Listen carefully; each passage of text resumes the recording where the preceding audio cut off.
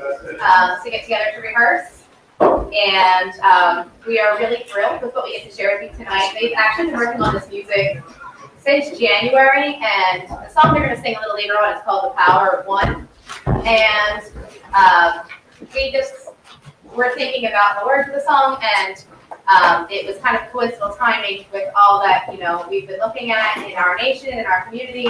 We just felt that the words really resonate. The kids wanted to sing this song, and so later on we're really looking forward to sharing it.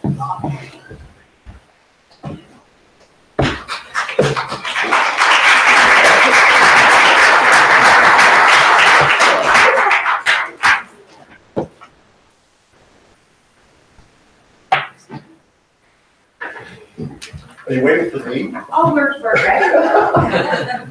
Cool. I apologize for our being late. Very good. Can I ask everyone to please rise for the Pledge of Allegiance? Remain standing, if you would, after the Pledge of Allegiance for the national anthem.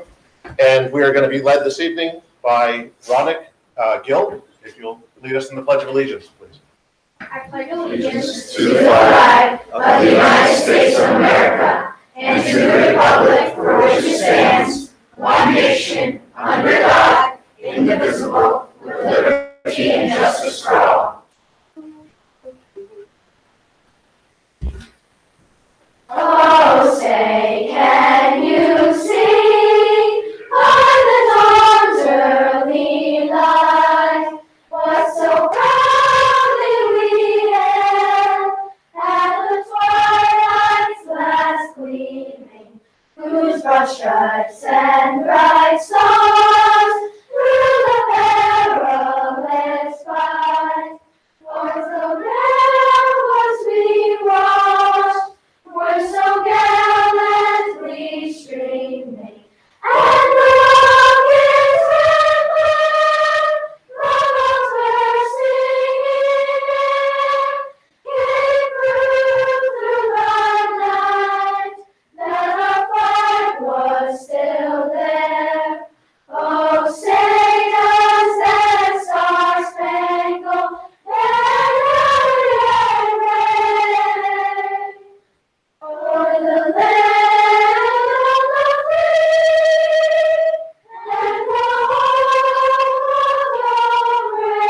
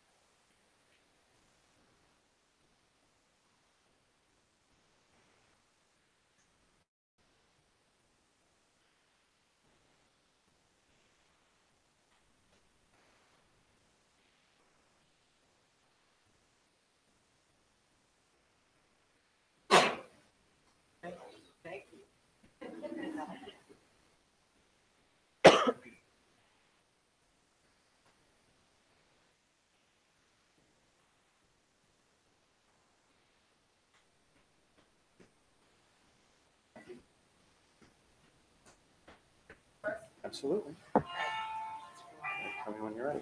All right. Okay. Dr. Fraser's mic. Perfect. Directional. Very directional point at the.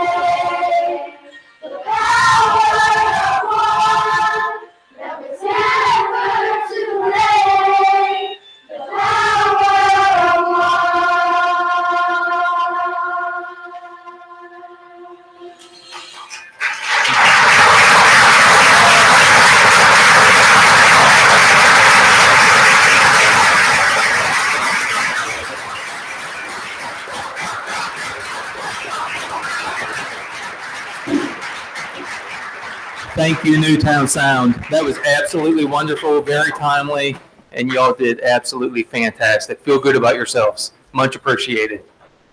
I had to look up at times because I didn't realize it was elementary school.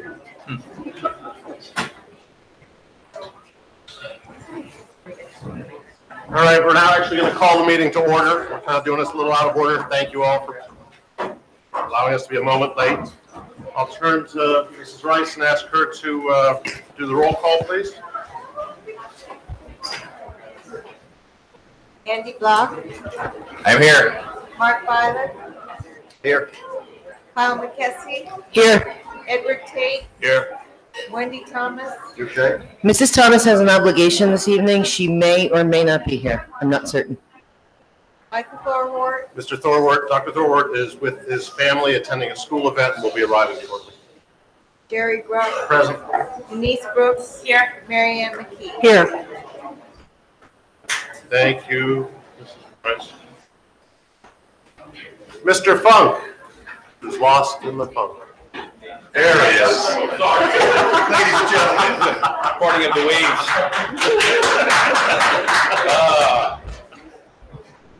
Please introduce The our school board of directors. It's a pleasure to come before you tonight, central administrators and Dr. Frazier as well. I have the privilege of introducing Council Rock High School South Student Advisory Board, and they will endeavor to keep you updated and apprised of the many happenings on campus. And we're going to start our presentation with our Middle Bucks Institute of Technology representative, 12th grade student Chris O'Donnell. Take it away, Chris.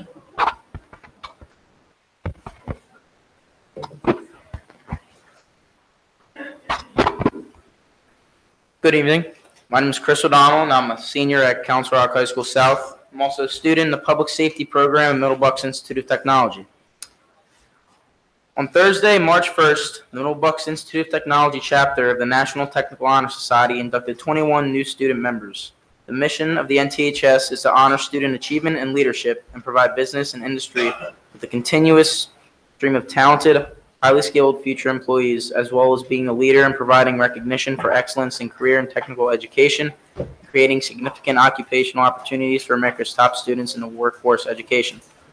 The students from Council Rock that were inducted into the National Technical Honor Society were Kairos Locke from Council Rock North and myself from Council Rock South. Bucks County Community College course, Introduction to Entrepreneurship, is underway at Middle Bucks with 16 students enrolled. The course teaches understanding of basic entrepreneurial concepts, gaining experience with useful tools, and developing entrepreneurial skills through hands-on learning.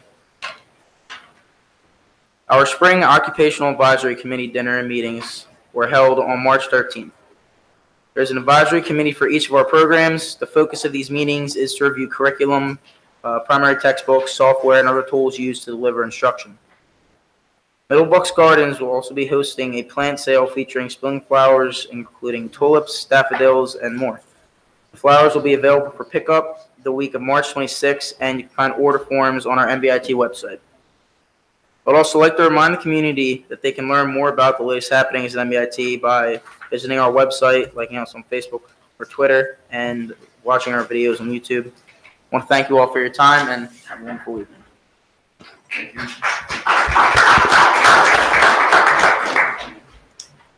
Good evening. My name is Andrew Rosenfeld, and I'm the 9th grade representative for Council Rock South Student Advisory Board.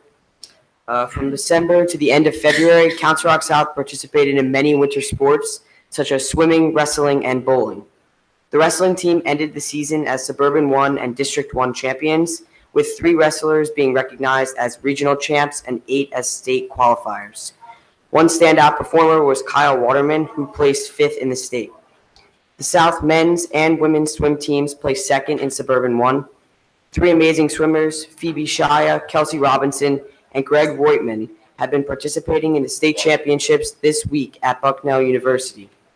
Also, Simon Asadorian, a member of the South bowling team, qualified for the PIAA State Bowling Tournament in Pittsburgh tomorrow, March 16th. Working for NASA is something that many kids dream of. For members of our technology club, or Hunch, that dream has already come true. Council Rock South is one of only 125 schools across the country to be working with NASA, and the only one in Pennsylvania. The Hunch Club members, led by Mr. Fred Bauer, are working on many projects that they hope to get adopted into the space program. Some of these projects include applications that can track the location of astronauts and their equipment and possessions on the space station, a Velcro slipper that can anchor astronauts aboard the space station by their feet in zero-gravity conditions and free up their hands, and several other great ideas. During spring break, 4 members of this club will be heading down to Houston to train at the mock-up facility alongside NASA astronauts. This club was also recently featured in the Bucks County Courier-Times on March 7th. Saturday, March 25th, marks the beginning of the much-anticipated spring break. Let's hope that the weather is finally settling down and no days will be taking off. Thank you for listening, and I hope all of you have a fantastic spring break.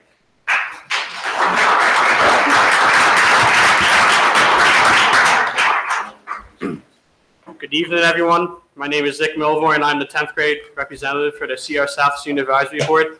I hope everyone is getting ready for warmer days as we are getting closer to the spring and summer months. Tonight, I'll be talking to you about the CR South Mini-Thon, our Science Star winner, our recent showing of Beauty and the Beast, and South's BCMEA, and our marching band's most recent events. The CR South Mini-Thon Club has had a successful year raising money for children with cancer. And with Mini-Thon being this past Monday, they have raised $5,000 to the 4 Diamonds Fund. Kudos for their great accolades throughout the school year.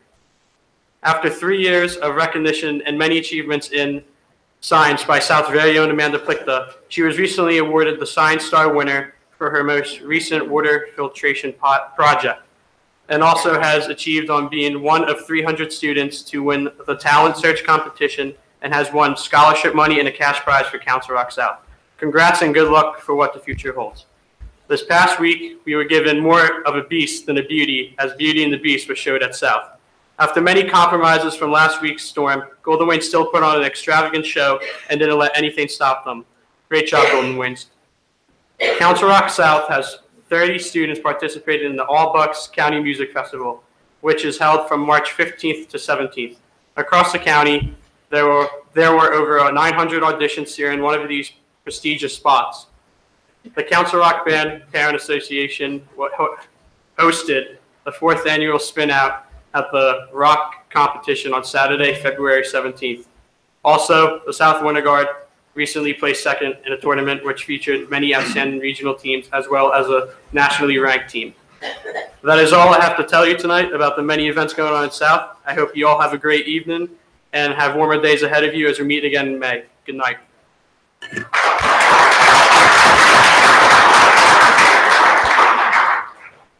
Good evening, ladies and gentlemen. My name is Bree Kirk, and I'm the 11th grade representative from Council Rock South Student Advisory Board.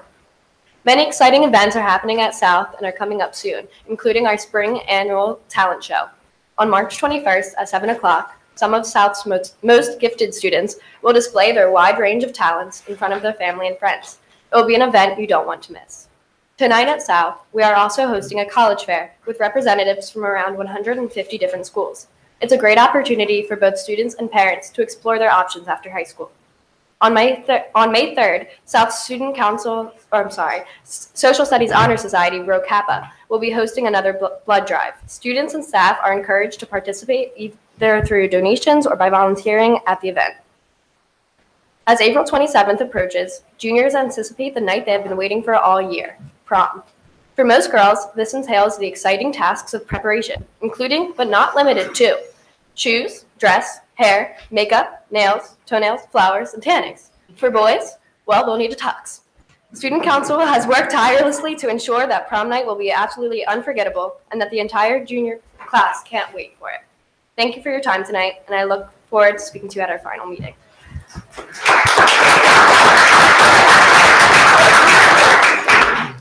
Good evening, everyone. My name is Hannah Devlin, and I'm the 12th grade representative for Council Rock South Student Advisory Board. As many backpacks grow heavier with review packets, it is clear that AP tests are fast approaching. From May 7th to May 18th, students will be able to show off their knowledge in AP subjects ranging from Spanish to computer science to U.S. history. And while many juniors will be getting ready for the AP Euro exam on May 18th, the seniors will be getting ready for senior prom. The venue for prom is the National Constitution Center. Our student council is inspired by the historical venue and is currently working hard in order to form a more perfect prom. With more senior news, the local school scholarship packages were released a few weeks ago. There's a wide variety of scholarships and many have supplementary forms, so students and parents should review the packet carefully.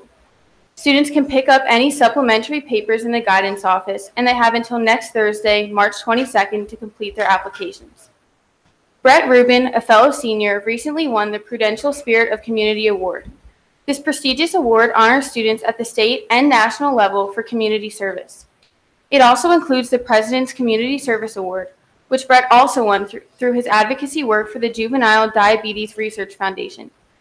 Brett has spoken on Capitol Hill down in Washington, D.C. numerous times about the importance of signing bills in support of medical funding, as well as addressing the impact that type 1 diabetes has on our nation. Congrats to Brett for his hard work. The payments are in, the fast passes are booked, and the countdown to Disney is only 26 more days.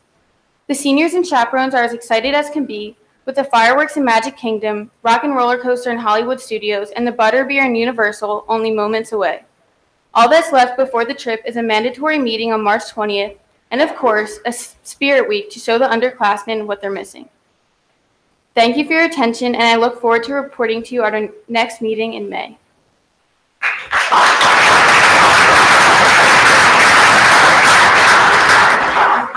Fantastic job, Council Rock South. Many accolades, many accomplishments. You make us proud.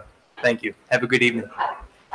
Can I comment on something that Nick had said? So we hardly ever have an opportunity, hardly ever miss an opportunity to see a show at the Golden Wings. I don't know if anyone else had an opportunity to see the Beauty and the Beast. My gosh, I have to tell you, my daughter and I, we love the theater. We've seen Beauty and the Beast professionally 3 times, Disney and then Kimmel Center. This rivaled the professional shows that we've seen. And we saw Saturday night, and I don't want to pick anyone out, but there were 2 standout performances. The young lady who played Belle was tremendous. She will be a star. She sang one song, and I turned around, and the woman behind me said, "I'm crying, and I don't know why." My daughter said she had goosebumps in her cheeks. So if you have an opportunity, don't miss these shows. The sets were fabulous. The dancing was fabulous. And Fred Bauer, what doesn't he do? I mean, he sends kids to space and wears lederhosen and fights in the tavern during the show. And so it was amazing. Just great production, everyone. Thank you. Dr. Frazier, the superintendent's report, please. Thank you, Mr. Grupp, and good evening, members of the board and members of our Council Rock community. We are going to start this evening with a couple very special presentations. The first of which is going to be a rather nice check presentation that is being given to the Council Rock Education Foundation. So it is my pleasure to introduce, as she's walking up, Mrs. Gail Acosta, who is the Executive Director of CREF. Thank you. Good evening, everyone. My name is Gail. I am with the Council Rock Education Foundation, and I have the wonderful pleasure tonight to introduce Beth Beans Gilbert from Fred Beans Family of Dealerships. And she has a wonderful check that she's going to give us tonight in the amount of $25,000.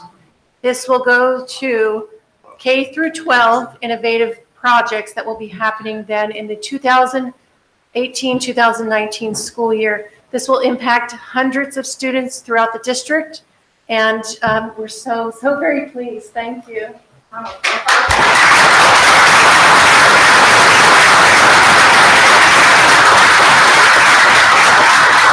I just want to say how grateful we are to be able to do this and be part of the Newtown community, and we're very excited to help youth in any way that we can. So this is fabulous to be here, and we're excited, so thanks.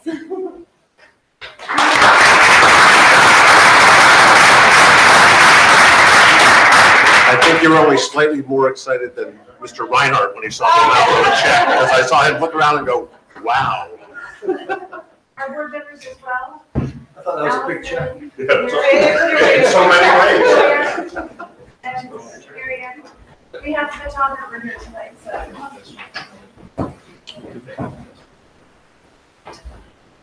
Oh my gosh, we're excited.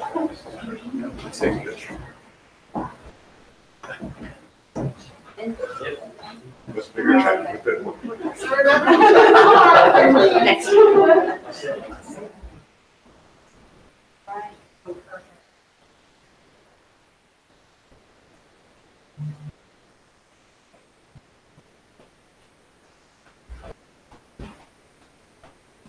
All right, thank you.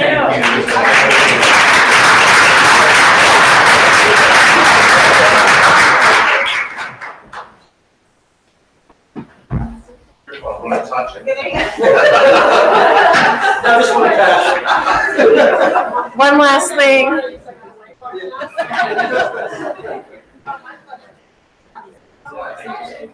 One last thing. This funding did come through the Educational Improvement Tax Credit Program through the state of Pennsylvania. If there's corporations out there that would like to participate, applications do open up in July, and we are an approved recipient, so we can work with you on that. Thanks again. Wonderful. Thank you so much.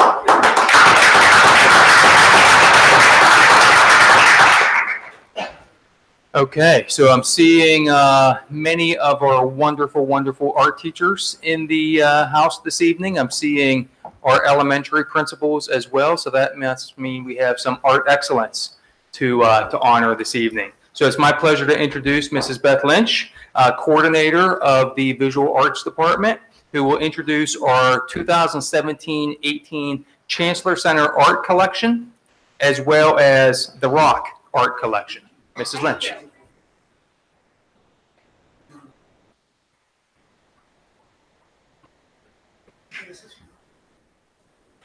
Good evening. On behalf of the entire art department, who all happen to be in the room tonight, thank you for inviting us to celebrate our young artists. As a nation, each March, we celebrate Youth Art Month in our school. In Council Rock, this year in particular, we have a lot to celebrate. Recently, our department and our students have received honors and recognition at the local, county, regional, and state levels. The work from our district holds an exemplary reputation that we are extremely proud of and honored to present to our community. The works our students are creating are contemporary, exciting, and thought-provoking.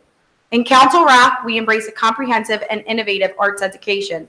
We're teaching our children that what they are making and how they are making it is just as important as the final product. We give them a sense of possibility, transformation, and change.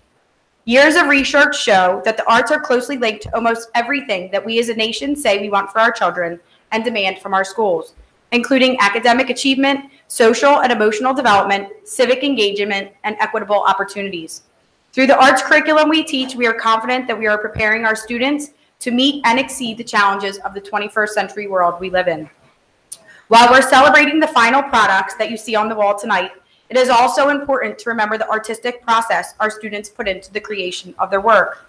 With that being said, we are looking forward to celebrating the work of our young artists who are present here tonight. There will be 2 artists from each school recognized. Each year, 1 child is chosen to represent their school building with a work in the Chancellor Collection, which is framed and hanging on the walls of the boardroom. The work remains framed for our community to see for our entire school year. In addition to the Chancellor Center, with the help of a grant from the Council Rock Education Foundation, we're excited to share the Gallery at the Rock with our community as well.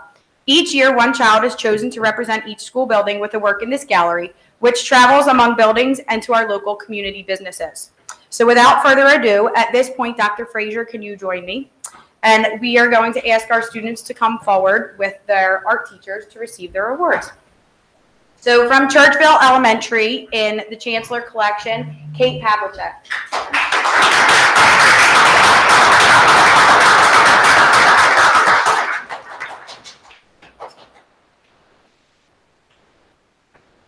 And we're going to ask all our artists to stay up front until the end.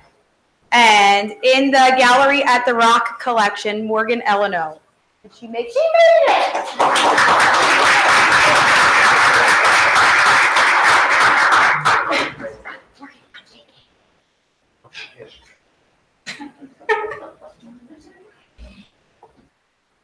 From Goodnoe Elementary in the Chancellor Collection, Felix Pang.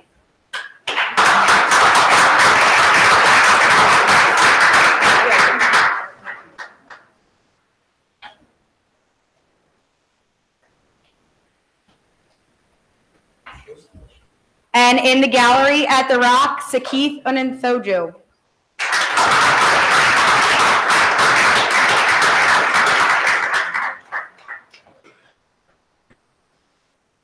From Hillcrest Elementary in the Chancellor Collection, Ava Dillon.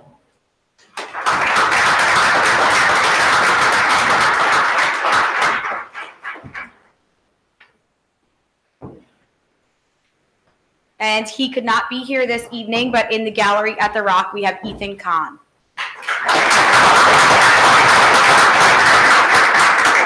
From Holland Elementary in the Chancellor Collection, Edward Reutman.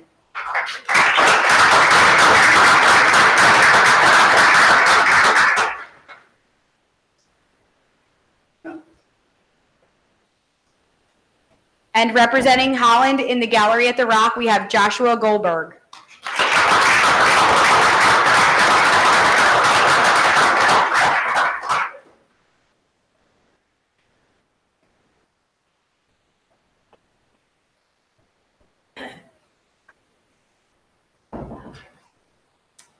Representing Maureen M. Welsh, we have Natalie Cook in the Chancellor Collection.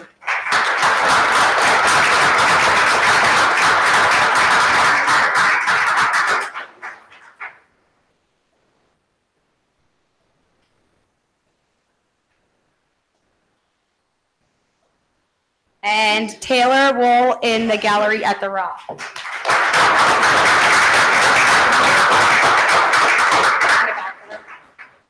From Newtown Elementary in the Chancellor Collection, Cameron Forsyth.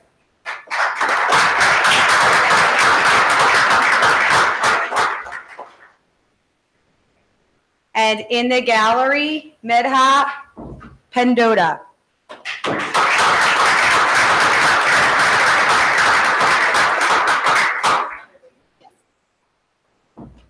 From Richboro Elementary, Eve Sala.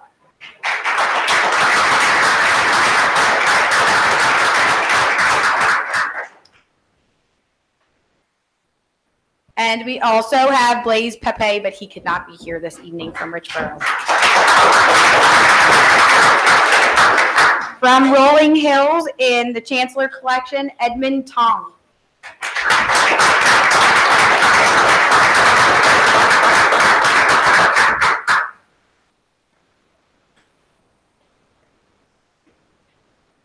And Logan could not be here, but Logan is representing Rolling Hills in the gallery.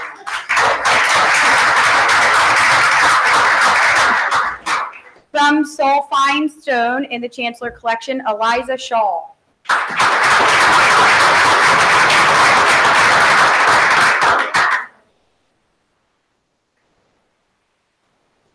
And Emma Lee is representing Sulfine Stone in the gallery, but could not join us this evening.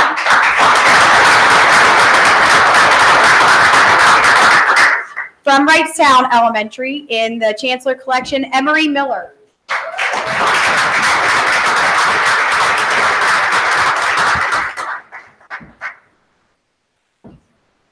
And in the gallery, we have Claire Barber.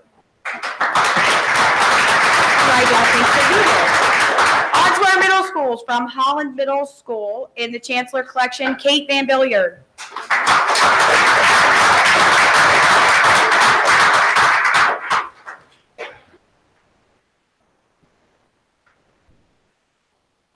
And in the gallery at the Rock, Lauren Thomas.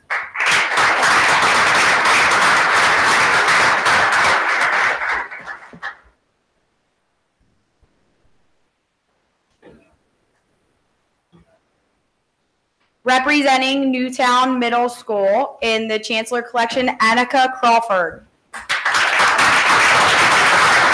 unfortunately do not believe either of these two are here. And from the gallery at the Rock, Matt Sandman.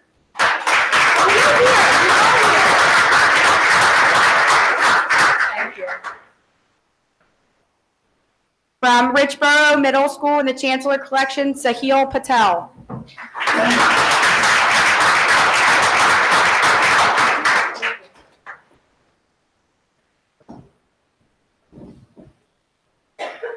And in the gallery at the Rock, Carson Viscusi.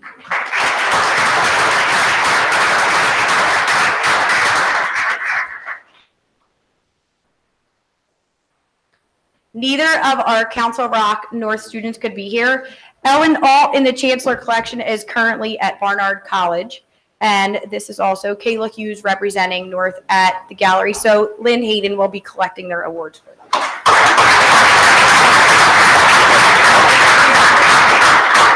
Our South students were also not able to make it, but at the Chancellor Collection, we have Eliza Procken, and in the gallery, Hannah Kula.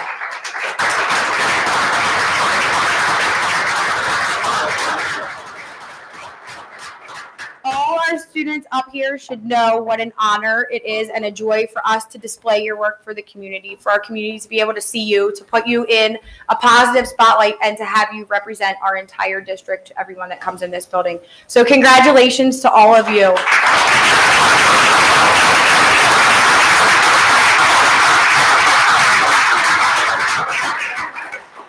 We watch a lot. Maybe like maybe our teachers in the back. Yes. Students on the other side.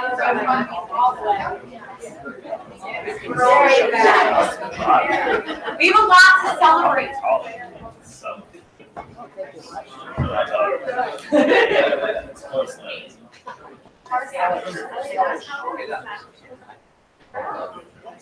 All right, everybody, big cheeses and just hold them. Everybody look straight ahead.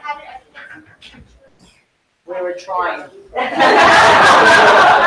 Thanks. You ready?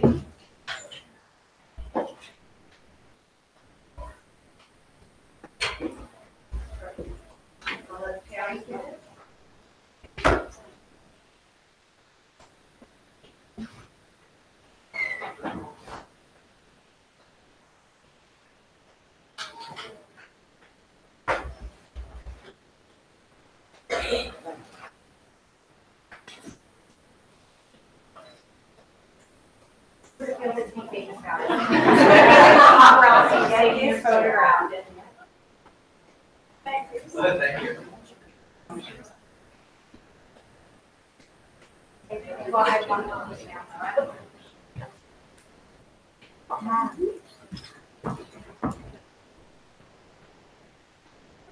Well, all of our wonderful artists are up here. It's also a great time to remind the community that the District Art Show is coming up May 10th to 12th at Council Rock High School North. All of the information is posted on our website. Also, those of you in attendance, the Gallery at the Rock is currently on exhibit in the lobby of the Chancellor Center, so you can take a look. And how about one round of applause for all our principals that came out to support.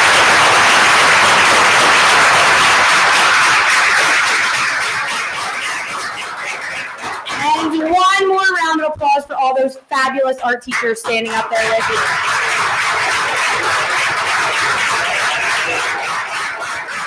Thank you, everybody. Have a great night. Congratulations, everyone. Nice job. Oh, yeah. You're good this year.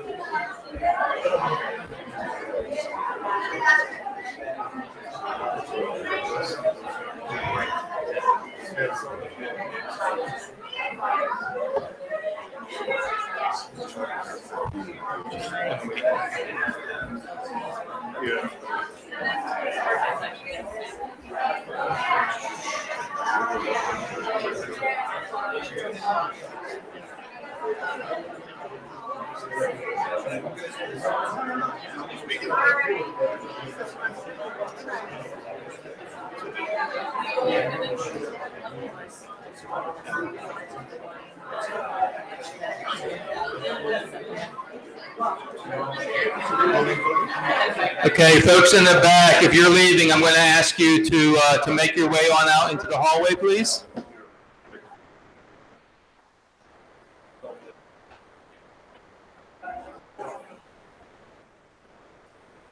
All right, thank you so much.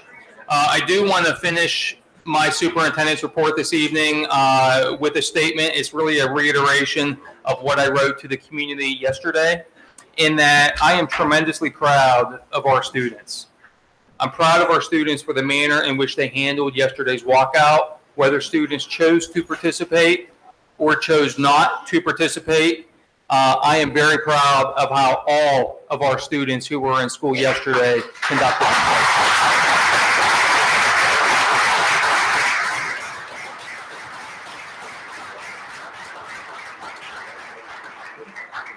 All of our students had an important place in school yesterday, regardless of their choice, and all of them, again, did, in my opinion, a really, really terrific job. Safety is and always will be our top priority, and for that reason, most of the participating students, not all, but most, gathered in large group areas inside of their school. But regardless of whether they were inside or outside, our students were, in my opinion, tremendously mature as they focused on the 17 victims of the horrific school shooting in Parkland, Florida. This was as peaceful of a walkout, I think, as any school in the nation could pull off. I'm proud of those students. And again, for students who chose not to participate, all for very good, very legitimate reasons, I'm proud of them as well. I'll admit that I was anxious, nervous, had some anxiety going into yesterday's walkout. And by the time yesterday afternoon, late morning, afternoon came around, I was just this decompression that really was full of pride. And that's pretty fantastic. So kudos to our students, kudos to the parents for setting them up for success for the day, again, regardless of their choice yesterday and their role. And thanks also to our staff for doing an outstanding job. With that, that ends my superintendent's report.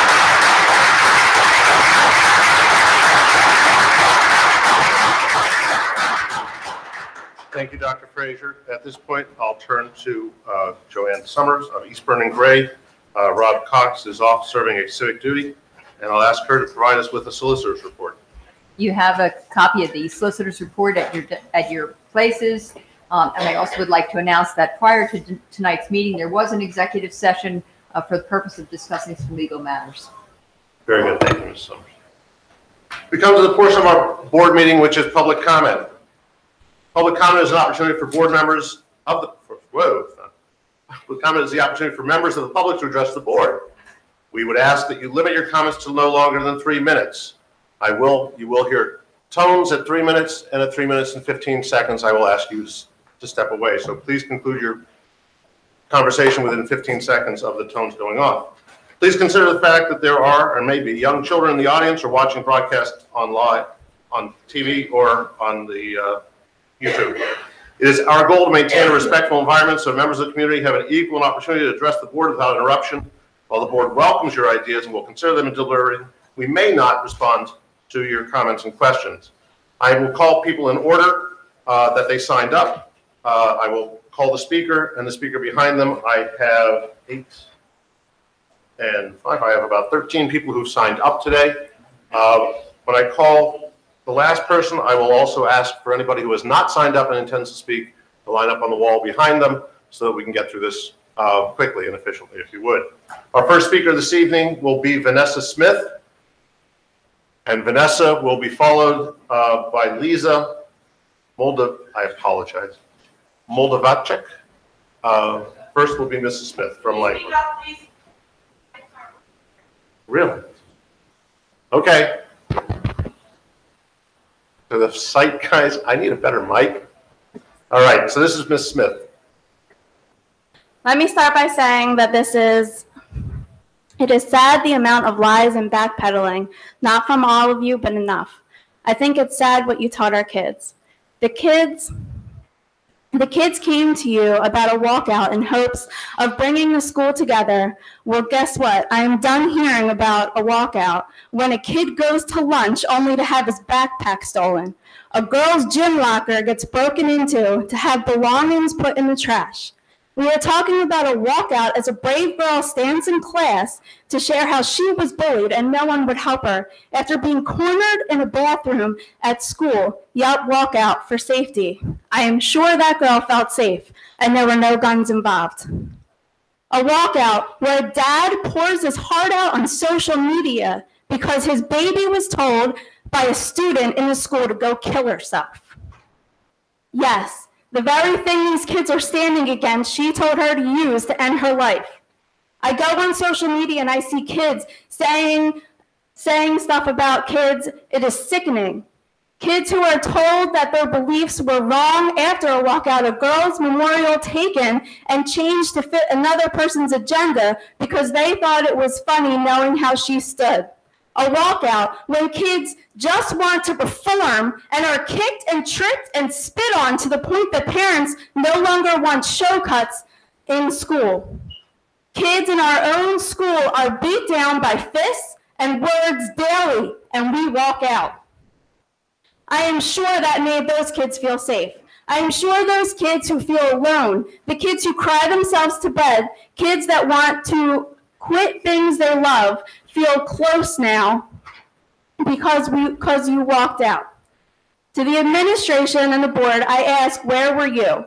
A mom that I know started a new hashtag, where were you? If you are a Council Rock member, student, and you've been bullied, go tell your story and hashtag, where are you, on any social media. Let the board hear you and let your bullies hear you, that you are done. Thank you.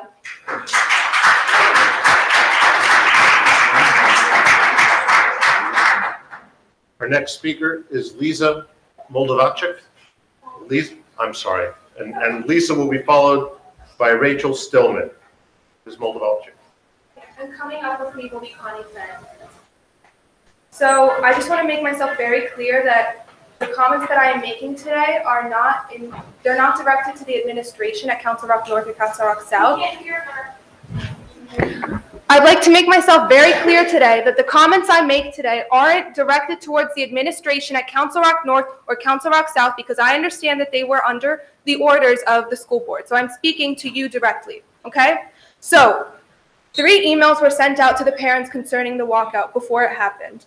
2 of the 3 described, and I quote, I want to reemphasize that our students' participation is strictly non-political, end quote.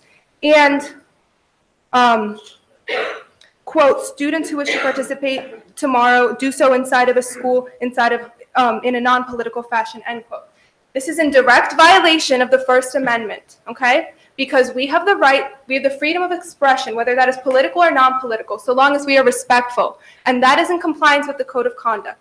On Wednesday, students expressed themselves respectfully, politically, and non-politically. So it is not up to the school board to decide whether or not we express ourselves politically or non-politically.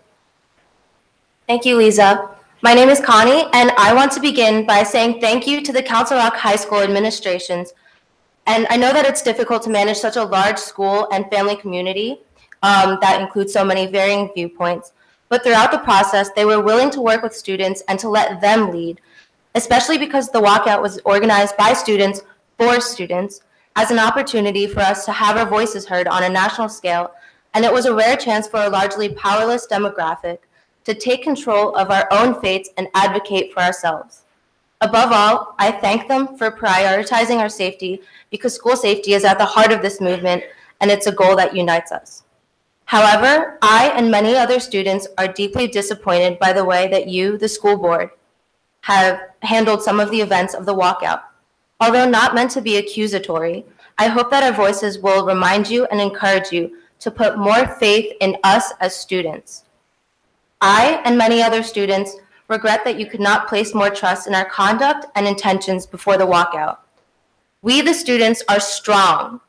We, the students, are empowered.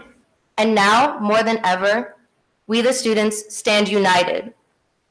I wish that you could have had recognized sooner rather than later, but I encourage you to place more faith in our actions and our intentions, and I have complete trust that we will continue to behave with maturity and responsibility in our fight for the causes that we are passionate about as we strive to change our world. Thank you.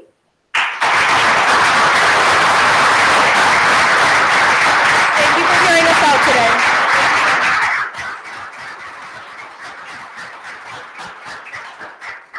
Our next speaker is Rachel Stillman, and Rachel will be followed by Paul Cohen. Ms. Stillman. Hello, my name is Rachel Stillman. I am a senior at Council Rock North. I was the senior organizer of the walkout at Council Rock North.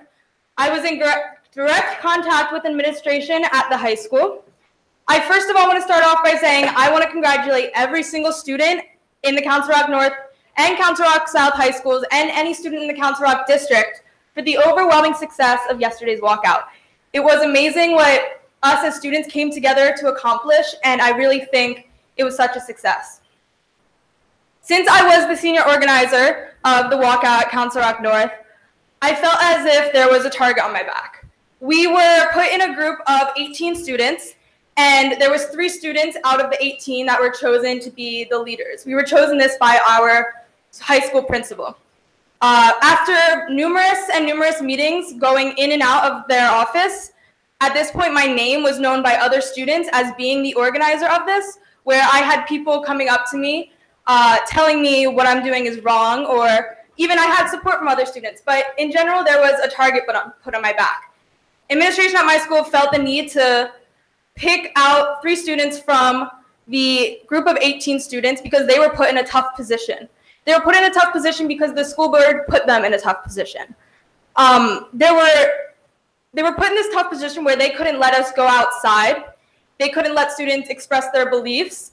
And this tough position led to students being feared. And there's no place for fear in any school. We don't want fear to control our lives. We don't want fear to control anyone's lives in high school. I also wanted to address for people in the room about the false information that got out about the doors being blocked at the high school. There was a photo released of tables covering doors at the entrance of the Council Rock North entranceway. There are 2 entranceways of our high school. There's the east side and the west side. The east side, there was a system set up for students walking outside, and there were tables there for students to sign into when they walk back in. Those tables had no intent of blocking students out of the school. They were to sign people back in the case that there was any disciplinary action, which was later reversed. This picture left our school with a black eye. There is negative press being spread about our school at this point, and it's upsetting because I have administrators pulling my friends aside, confirming with us that we know it's not true. We know it's not true, but this person who released this photo put a black eye on our school. And that it's just really upsetting that it has come to this where now we have these parents telling us we were blocked out of our school, which is false. I also want to say to the first parent that spoke, this was a student organized walkout. This was about safety. And students are willing to organize a walkout for bullying. We're willing to organize something for bullying. Bullying is a problem, we understand that. There are so many problems that we need to address, and this is the start. Our voices don't stop here. This is just the beginning of what students can accomplish nationwide. Thank you.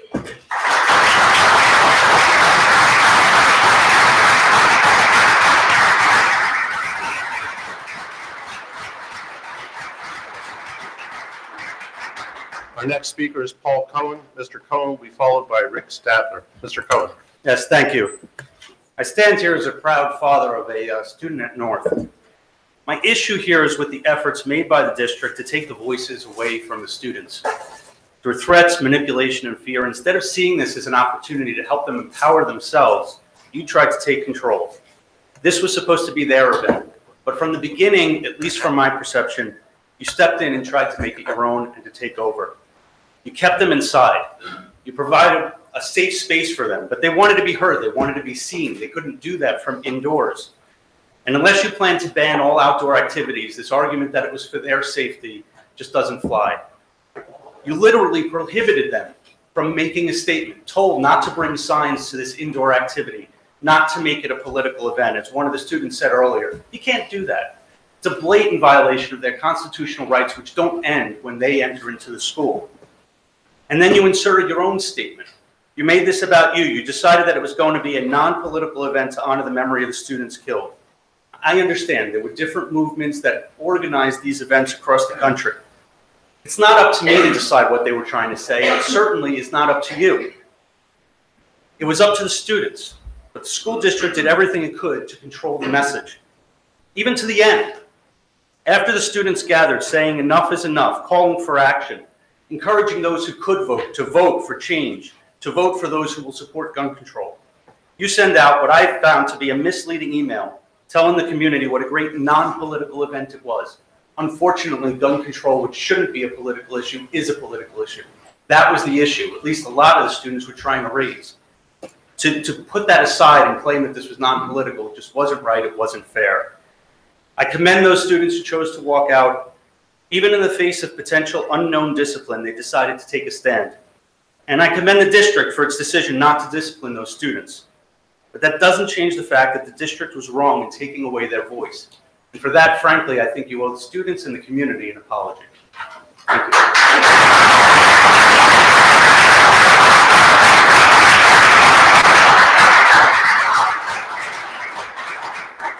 Our next speaker is Mr. Rick Stadler of Holland, who will be followed by Marianne Bezing. Thank you. Mr. Stadler. Rick Stadler, Holland. I am not going to talk about the walkout. Last meeting, I was asking the following question. What effect does a master's degree have on teacher effectiveness and student achievement? The answer, very simply, is absolutely none. Absolutely no effect. If you want to look up the sources, you can look up the following sources or other sources. If you're a liberal, try Center for American Progress. Try Arne Duncan, the Secretary of Education under Obama. You can try the Schenker Foundation. You can try the Brookings Institute. If you're a conservative, try Heritage or Commonwealth. If you're a neutral or you're both, you can try the National Bureau of Economic Research. You can try the National Council on Teacher Quality, and many, many more. What I did, since I can't read all of these citations in 3 minutes, is I sent to the board about 2 weeks ago this packet. The packet contained excerpts from 12 experts, independent experts, basically saying that as far as master's degrees and credits, there's absolutely no effect. Many also said we were wasting our money. We're getting nothing for our money. No effect on teacher effectiveness or student achievement. It's sort of the big corpulent elephant in the teacher education room no one wants to talk about. Anyone that's in disbelief, I'll gladly give you a copy of these. These are not my opinions. So what are we doing? If we look at the last page of our current contract, a teacher with a BA in 14 years is making $58,000. It stops after 7 years. With an MA, 96. With an MA plus 30, $110,743. Our budget is $230 million. 150 million is instruction. We're paying 30 to 40% of that for degrees that have no effect. Now, my purpose is not to come in and say teachers should work for $58,000. No, they should be, their compensation and advancement should be based on performance, like it is in the rest of the world. I was 22 years an officer in the Army. Every year we got rated, officer efficiency report. They rated us not only on characteristics, but on peer. There's one space. Out of the 10 captains I rate this captain number X. Why did they do that? Because if there's a riff, the bottom 10% are gone. Promotion forward, top 10%. That's the way the real world works. I'm a CPA. I worked at Price Waterhouse 10 years. My MBA in accounting got me in. But after I got in the door, it didn't mean anything. I didn't get a $20,000 raise every year because of it. I was evaluated based on overnight travel, audit efficiency, getting clients for the firm. We had we had another student that came in with us. He was canned, MBA, he was canned in 1 year because he couldn't get things done on time. Mr. Stadler, I have to ask that you stop now. Okay, It's 3 minutes and 30 seconds.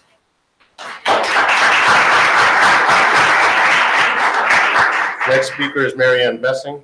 Marianne will be followed by Stacy Van Sant. I apologize, I'm not sure if your name is Bessing. Good evening, Superintendent Fraser and honored board members.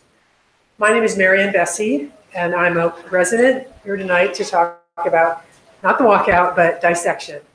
Dissection is something that many years ago, when I was in the 7th grade, I was forced to dissect a worm, which I found very traumatic. So traumatic that I faked being sick the next day so I wouldn't have to dissect a fish. Kids shouldn't have to be dealing with that. I'm also here today on behalf of People for the Ethical Treatment of Animals and its 6.5 million members and supporters regarding the troubling video showing workers at one of your vendors, Bio Corporation, drowning pigeons, injecting live crayfish with latex, and discussing other egregious acts that are seemingly business as usual in the dissection supply industry. At Bio Corporation, pigeons arrived alive and tightly packed into plastic crates. Workers submerged the crates in tubs of water, drowning the birds. The American Veterinary Medical Association, AVMA, deems death by drowning inhumane and unacceptable. A veterinarian who watched PETA's footage commented that drowning would cause the pigeons prolonged pain and distress for as long as 10 minutes. The birds would panic, hyperventilate, and struggle to keep their heads above water. They would then hold their breath until they couldn't any longer. Excuse me. At that point, their lungs would fill with water, leading to vomiting, painful spasms of the airways, and finally, loss of consciousness, cardiac arrest, and death. Turtles were shipped frozen to Bio Corporation, but workers, including a supervisor, said that these animals sometimes come back to life. Staff said that fully conscious turtles were then put back into the freezer. The company was subsequently charged with 25 counts of cruelty to animals. Dissection suppliers continue these hideous practices because schools continue to purchase animals for dissection, even though modern and humane alternatives are increasingly being adopted.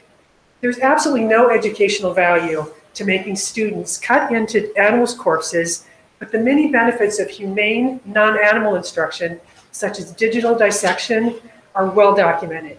Dozens of peer-reviewed studies show that dissecting animals is bad science, whereas when students use modern methods, they learn faster and they're able to repeat material until they're proficient. Studies also show that students prefer using humane alternatives, such as interactive stimulations and anatomical models. Dissecting animals has been shown to dissuade some students, especially females, from entering science-related fields, and some students are uncomfortable speaking up because of fears of potential ostracism from peers or teachers. A growing majority of young people are opposed to animal experimentation and dissection in educational settings. Mrs. Bessie? Am I out? Yes, you are. Okay. Thank you. Thank you. Mrs. Bessie. Thank you for being here and thank you for your comments. I do want to let you know and let anyone else who's listening know, about a month or so ago, maybe slightly longer than that, I received an email about our one-time arrangement with Bio Corporation. Then a second email came in. I am now up to over 90,000 emails. So it's been pretty incredible. I'm looking here. My most recent one was from 7:46 this evening. As soon as we heard about that, we ended our partnership and our relationship with Bio Corporation. So I went. Do you have that in writing somewhere? I'm sorry? Do you have that in writing somewhere? I'd be happy to put it in writing. That'd be great. Yeah, if you email me, then I'll be happy to respond to you with that in writing. Absolutely. Thank you so much. You're welcome. Dr. Thank you. Thank you, Ms. Bessie. The next speaker is going to be Stacy Van Sant from Holland. Stacy will be followed by Robin DeYoung from Holland. Ms. Van Sant. Van Sant, but thank you Sorry. for the wonderful accent. It sounds better. I'm the mother of a son in first grade at Hillcrest. I also have twin sons who will enter kindergarten there next year. My goal for tonight is to bring awareness to the subject of professional learning communities, or PLC. I, as well as other parents, attended a PTO meeting on Tuesday morning where Dr. Elliott spoke on the topic. She provided a basic understanding of what PLC is. She stated that she and a team of teachers have decided to implement this style of teaching in the fall. I find it concerning when I search through my email, I can easily find 50 emails about redistricting and several about the walkout, 4 yesterday alone. All of these are extremely important subjects and deserve attention. I'm just baffled by the lack of transparency in the implementation of PLC. This seems too important to tag on to a PTO meeting. We asked who was on the team of teachers making these recommendations. There was no answer given. We asked if every member of this team agrees with PLC. Again, no answer was given. It was said that PLC would be accomplished via reduction in recess, language arts, science, social studies, and increases in math and reading, carving out the needed time. Several other parents and I have concerns if this is what's best for our kids. Dr. Elliott stated that many schools in our area already follow PLC, including Westchester, Central Bucks, and several in New Jersey. Searching the website provided, I saw only Southmoreland School District and Ardena Elementary in New Jersey. She also stated that Churchville Elementary is doing PLC and loving it. After other parents asked for more detail, it turns out they are not following the schedule and not having team meetings. In a sense, not doing PLC. Another statement that we find highly concerning is when she said that after speaking to several teachers in the upper grades, they told her they can tell what child has had what teacher based on what they know. Her goal is for every child to have the best education regardless of what teacher they had. To me, that sounds like a totally separate issue and is even more concerning. I'm simply asking for this subject to be reviewed and researched as thoroughly as other matters have been. I'm asking for an education for my child to be well-rounded and colorful and not based on raising test scores. I, as well as many other parents, at that meeting left feeling blindsided and extremely concerned about the holes in her presentation. Children should go to school and enjoy the entire experience. These are elementary school children. They're little girls and they're little boys, and they're not test scores. Thank you.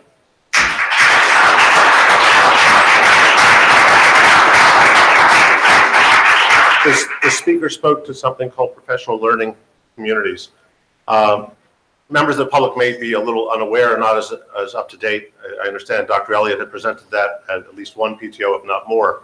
I'll call to the public, if you want to learn more about the professional learning communities, on YouTube, under Council Rock, under the videos, the Academic Standards Committee meeting on February 8th is available online, and you can watch the presentation about professional learning communities at that time.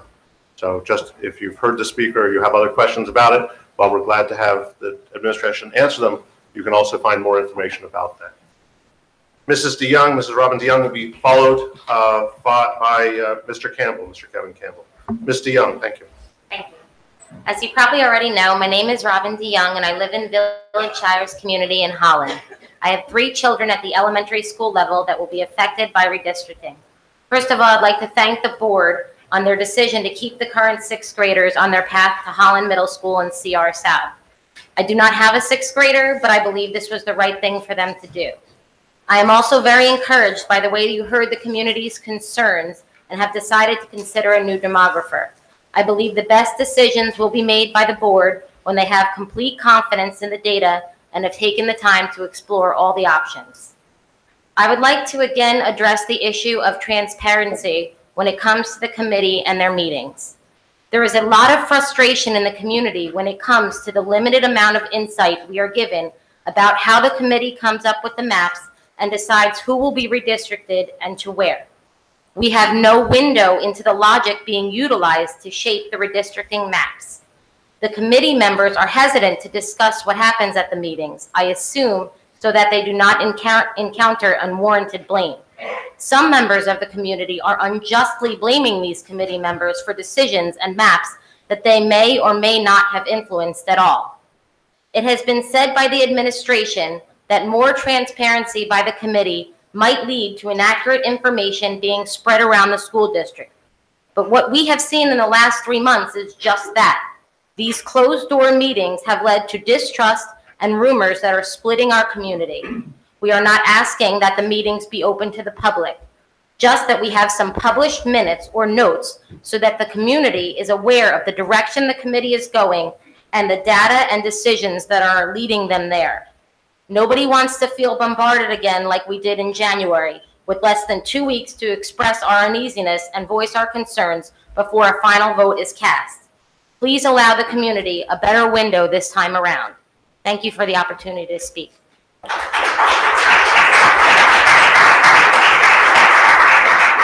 Thank you, Mrs. Dion. Mr. Campbell will be followed by Liz Yels. Mr. Campbell. Good evening. Kevin Campbell, Upper Makefield Township, parent of 2 children, one attending Stowe Fine Son, one is attending Council Rock North. Sorry about that. A message that can be found on our website. You will find that the community is passionate about our children, and we also are passionate about maximizing the value of every dollar we spend, and what we enjoy we enjoy working together to always best serve the needs of our students and all of our community members. The accomplishments of our talented students in the classroom, on stage, on the field, and most importantly in real life matters, result in certain pride that fills the Council Rock air, all supported by a community of dedicated, caring parents, teachers, support staff, administration, school board, and a larger network of community resources. Together as a team, there exists no other way to maximize our potential. We work together with one heartbeat to always and without fail make the best decisions and seek the best outcomes for children of our community. This is your school district. Author, Robert J. Frazier. Our Council Rock mission statement is to power our students with knowledge, habits, and attributes to become lifelong leaders and to lead in their community and serve in a diverse global society. Lately, it doesn't feel like we're doing anything together. We're not one heartbeat, and we're not being innovative. Our students' response was to mourn the 17 victims for 17 minutes. The students across the country needed to express themselves, something we have never had to deal with before. This is history in the making. Doing it outside was a symbolic gesture because they don't feel safe in the classrooms. I remind you of a famous songwriter, Bob Dylan. The times, folks, they are changing. It is said history repeats itself, and it repeats itself.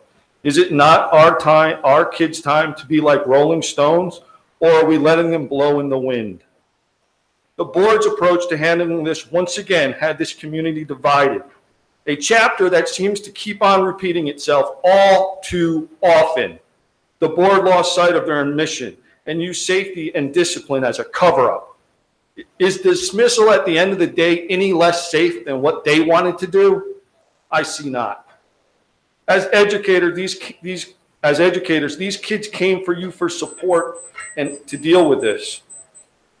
And you gave them less than compassionate options, none which were truly suitable for the totality of the circumstances.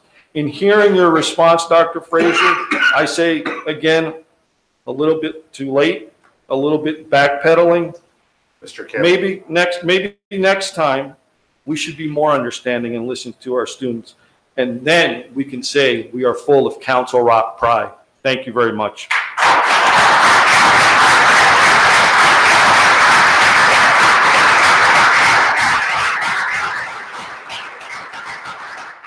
Our next speaker is Liz Yels.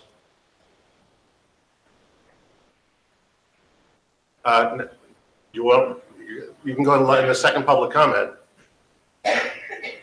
I'm sorry, we're not. I discourage people from staging one after the other because it makes for political.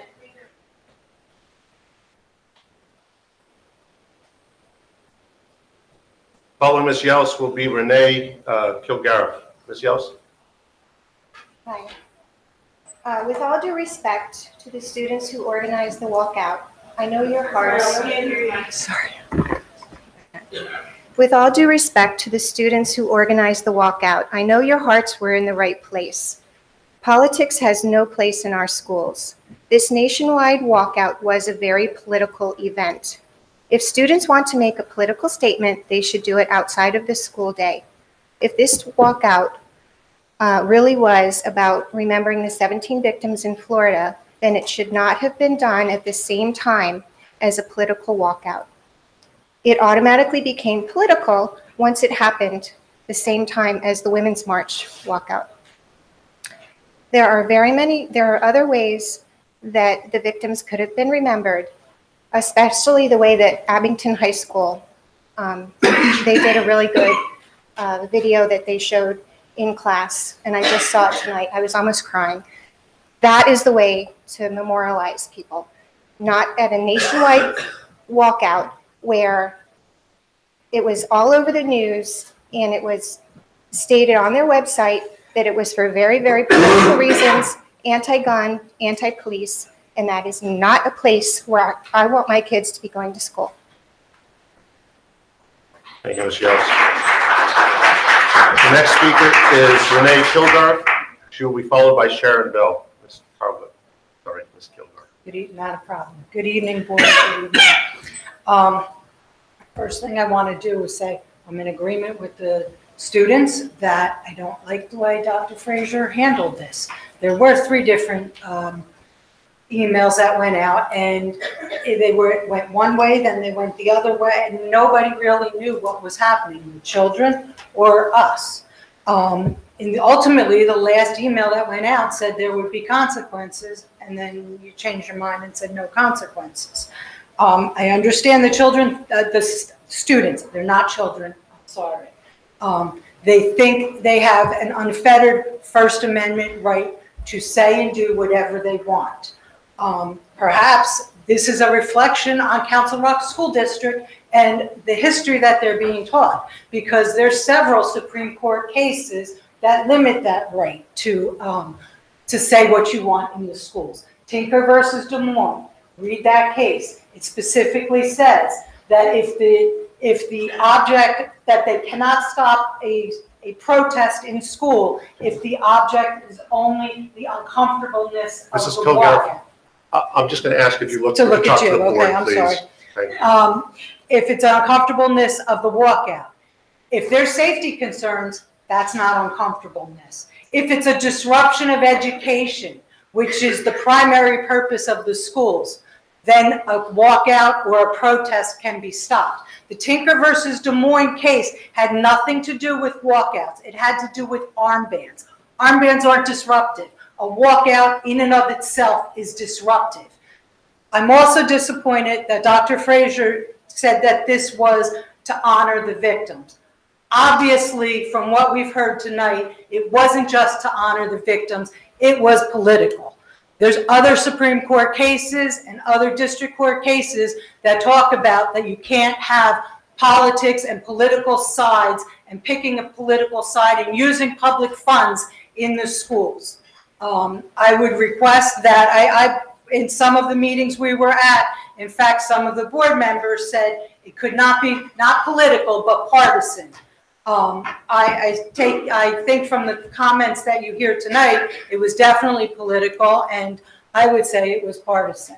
I ask that you have a public meeting addressing this April 20th walk, because these students plan to do this again, and then you can hear both sides, and we can get a public vote and a public opinion on the next walk so that everybody knows what's going to happen.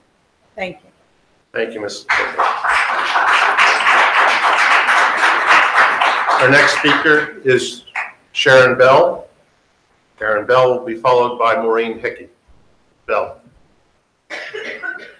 Good evening, Sharon Bell, Churchville. I just want to commend the students at Abington School District. If you have time, you have to go and see the video that they created that everyone watched. They chose to stay in. It was non-political. It was informative. They analyzed the situation and created a video that gets everyone to look inside themselves to see how they can help every day to try and avert these types of situations happening in their school. Again, if you watch the video, you should have tears in your eyes. All right. For the board, Superintendent Frazier and the principals have now set precedent for future walkouts. There will be no denial of any student's first right amendments. Every board member and Superintendent Frazier made that very clear in the past 2 school board meetings that were held on Wednesday, March 7th and Monday, March 12th. They all stated that the students have a right to express themselves in a peaceful, respectful manner, and we cannot stop them.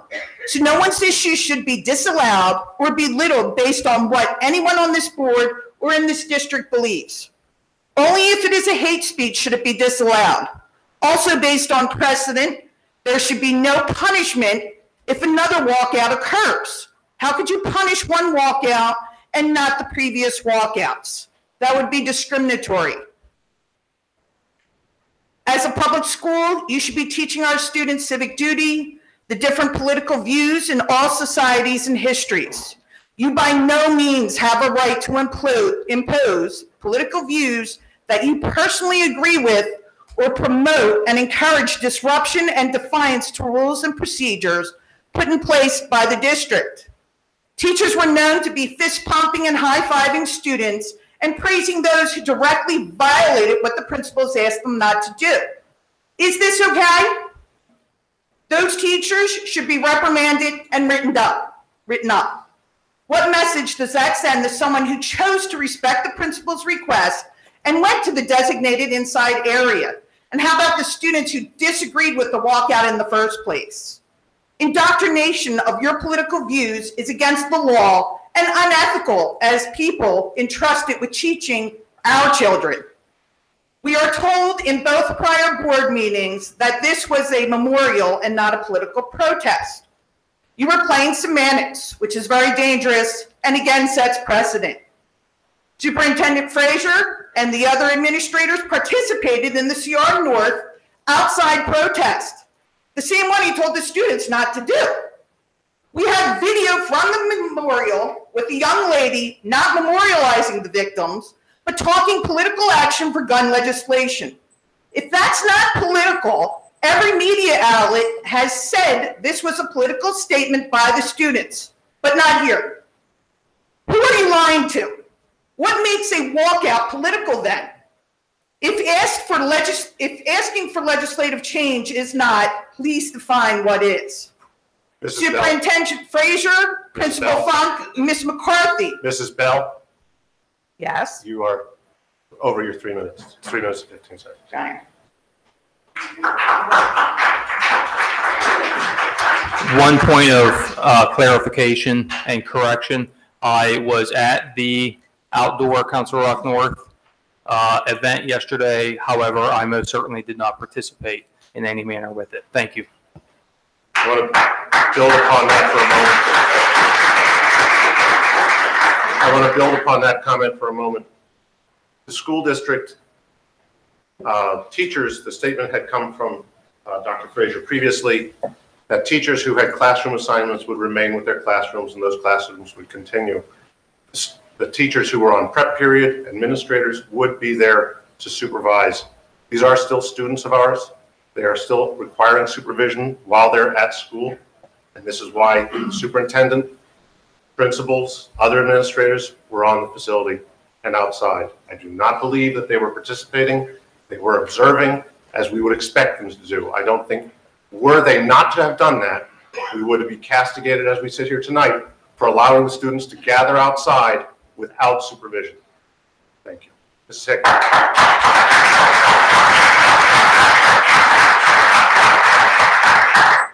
Good evening, everybody. I'm probably going to shock my own children by saying this because they know what I was like when I was raising them, but I really am okay with rescinding the punishments, only because I believe the students, for the most part, had really pure motives. And that's important to say. But I do think that when the students went outside, they became vulnerable. And when they became vulnerable, they also made their fellow students in the building who were not breaking the rules vulnerable as well. I'm just glad that everything worked out okay. For the students who also believed in the walk just as much as the students who did walk out, I feel like in a way they were treated. They respected the rules set in place by Dr. Frazier and the principals, but I feel like they were treated. I think they would have went out and walked if they knew they wouldn't have gotten in trouble. I also think the students who wanted to share in the remembering of the victims but understood the politics of it, I think they were cheated too, because there was a lot of them as well. Students and parents that were not included in the initial conversations with administration, totally unaware until we received that email, we never had a voice. And when we did try to speak, I felt like we weren't, sometimes I felt like we were being bullied, I guess. But that's okay. But compromise is a beautiful word. And just like Dr. Frazier said, he had faith in his students to behave when they went outside.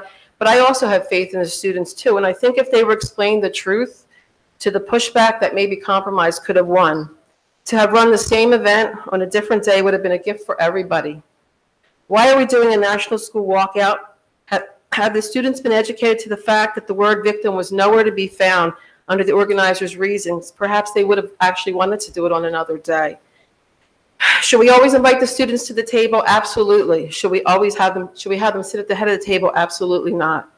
We are allowed to tell our children, no, it's okay, and it's important to do that. In closing, I have to say to the school board members that are parents, it just would have been music to my ears if I would have heard somebody say that it was a politically attached event. It just would have helped me as a mom feel really good, because we're parents, and I think we all know that it was political. We'd be lying if we said otherwise. I just don't think any of this should have happened, and I'm only here as a mom.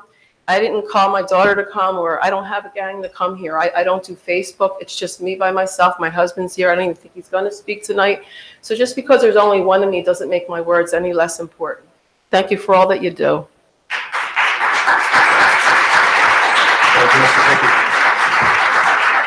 Our last two speakers on the list are Anne Marie Mitchell and Olivia Mitchell. Are they intend to speak? And if anyone else intends to speak, if you would stand along the wall by the door, then we will have you come up in turn after and you don't have to speak if you're speaking together or not, I'm not sure. So. Hi, my name is Olivia Mitchell. I'm a junior at Council Rock South, and I'm also, this is unrelated, a student organizer of Buck Students Demand Action Against Gun Violence. And we are also organizing a march in Doylestown on March 24th, and we would always be obliged to see some of you attend. I participated in the walkout yesterday, and before that, it was barely spoken about. We were told that we could go into, but when it became a topic of conversation on the announcements with Mr. Funk, we were told that we could go to the cafeteria or the auditorium, and that we were asked to refrain from holding signs, which is a violation of our civil liberties.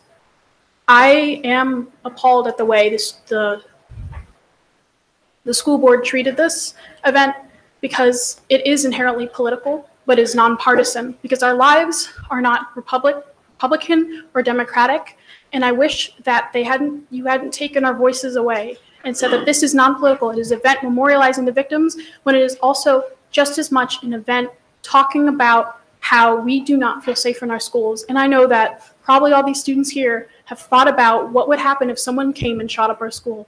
I've thought about it a lot. My friends have thought about it. It's always what we talk about whenever there's a mass shooting, because we do not feel safe. And that needs to be talked about. And I'm also ashamed for when originally we were supported by the school and that was quickly rescinded after opposition. I just think I have to point out that I don't feel safe, and I have the right to speak my mind as long as it does not disrupt school proceedings. And you're right, maybe we should have gotten disciplined for walking out because we were not in the school property, detention, whatever, but we cannot be further disciplined, as though some people want us to be, for participating in a protest for gun sense.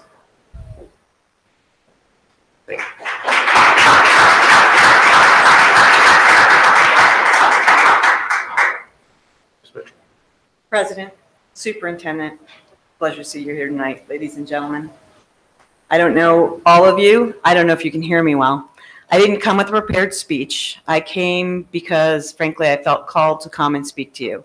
I noticed that some of my community members feel similarly to my daughter, some of her peers as well. And I also noticed that some of our community feels very strongly that this group of children had no right to walk out and speak, and that the board should not have permitted it.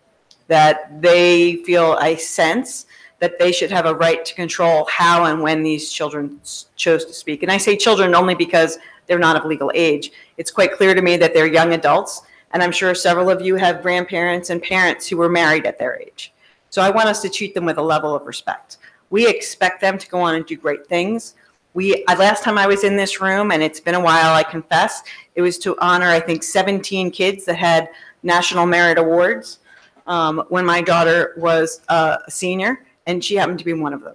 I should say he, because he's transgender. I appreciated the fact that this board has been progressive on so many issues. And on this one, I feel like we haven't risen to the occasion. We're so proud of our homes and our public schools here. People choose to buy their homes here. When we moved here 20 years ago, it was because of the reputation of this district as being top notch. I mean, we could have moved anywhere here. And this is the district we chose to live in. Our community has been very strong, but I find sometimes we're backward looking. We are behind the times. Other districts are ahead of us, not so much necessarily on education, but on issues where we need to make ourselves feel comfortable. There's one person who's now taken on the CARES role at South. We need more support. People talk about bullying. These kids are talking about fear. They're talking about fear because they're afraid in their classrooms. One group is saying you need to walk up. Well, if we walk up, that's basically blaming the victims. That's telling the students they're not nice enough to each other, and if they were nicer, they wouldn't get shot. I have to admit, I have trouble with that. While I'm very happy that they should all be kind, that's not why we're here. We're here because we need to make sure our kids have the right to speak freely, that we need to listen to them, we need to understand we've educated them well, and we need to respect them. And I would ask that you not let yourselves be bullied into submission by people who come here asking for all sorts of horrible repercussions, when really what we needed to do was to step back as a community and observe and learn from this. I hope we continue to grow. Thank you.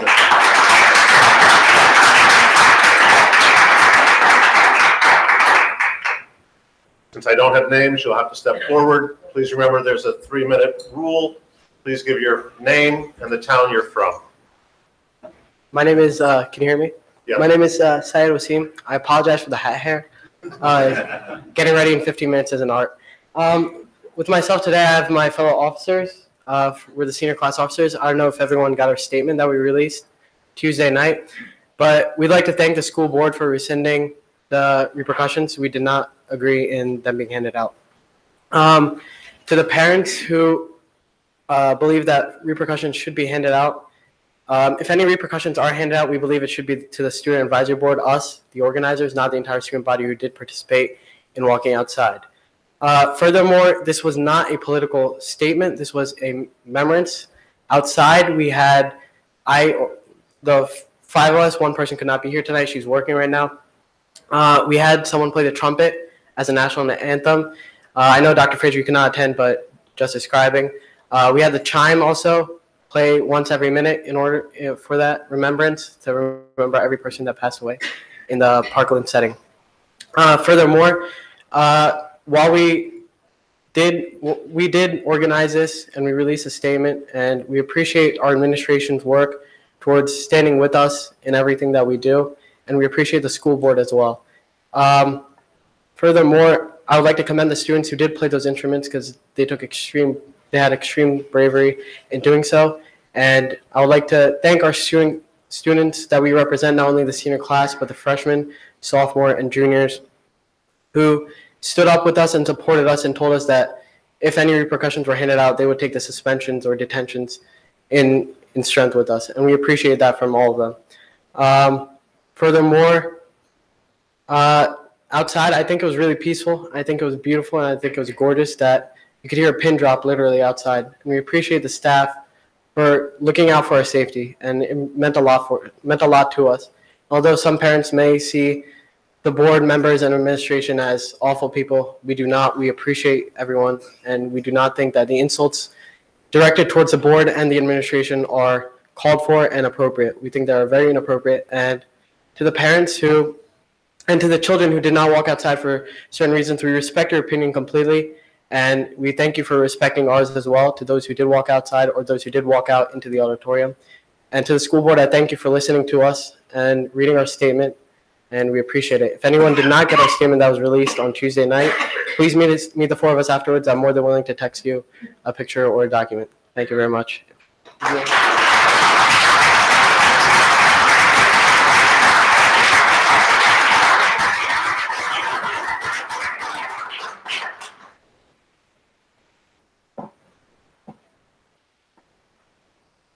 I'm sorry, you already spoke, yes? Oh, but are we on? We're not, Okay. we're not going around the same people multiple times. Thank you. There'll be a second public comment later in the meeting, at the very end.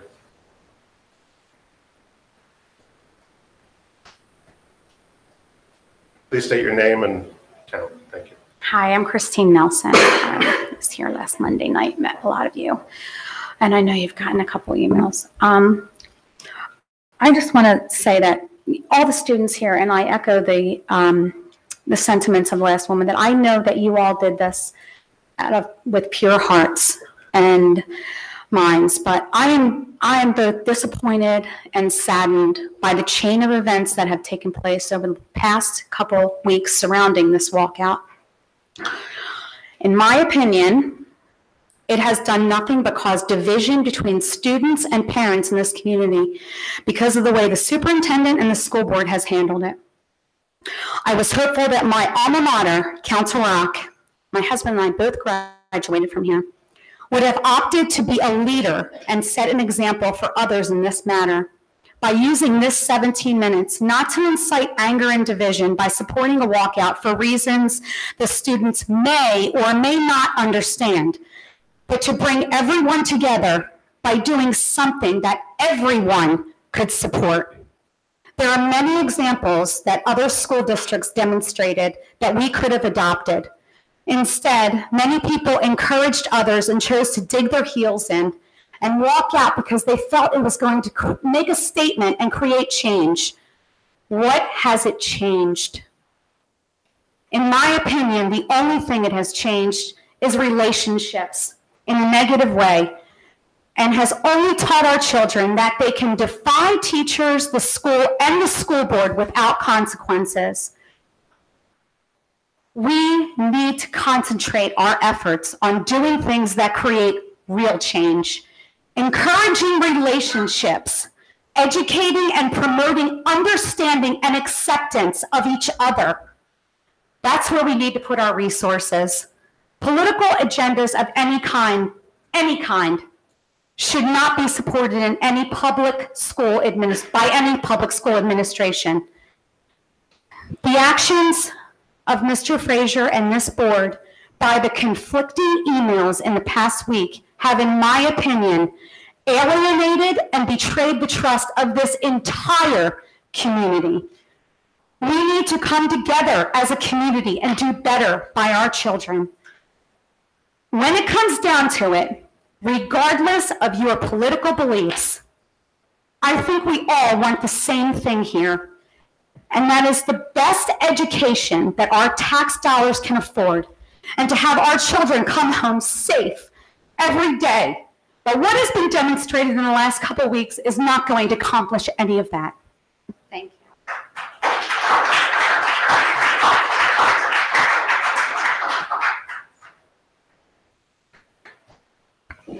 Good evening. I'm Christine Haynes. And I'm an incredibly proud mom of a student that communicated with both administration and the students in coordination for this walkout. She believed the best about both groups. And I'm thankful to all of you that proved her right. To those that are angry, have you spoken to the students that led this event? Have you asked them their intent? Or are you imposing your assumptions? Not everyone was making a political statement. It was a peaceful demonstration for a call to change while honoring the dead. These students understood that there would be consequences and accepted those despite not even having clarity on what they may be. I am disappointed that this event was closed off to parents and teachers. There isn't even enough time to express why. This is a time where our children face fear daily. At the very least, this gave them a way to face these fears and express their voice through silence. Isn't that what we're encouraging them to do? It was said during the presentation of the arts, civil engagement is what we aspire for our students. Through the sixth graders' songs tonight, we heard, "Would you take a stand? You can change the world." There's life you can save. Power of one that refuses to wait. The power of one with strength to be brave. Do we mean this? Because if we do, then we should be commending these students and giving them an A.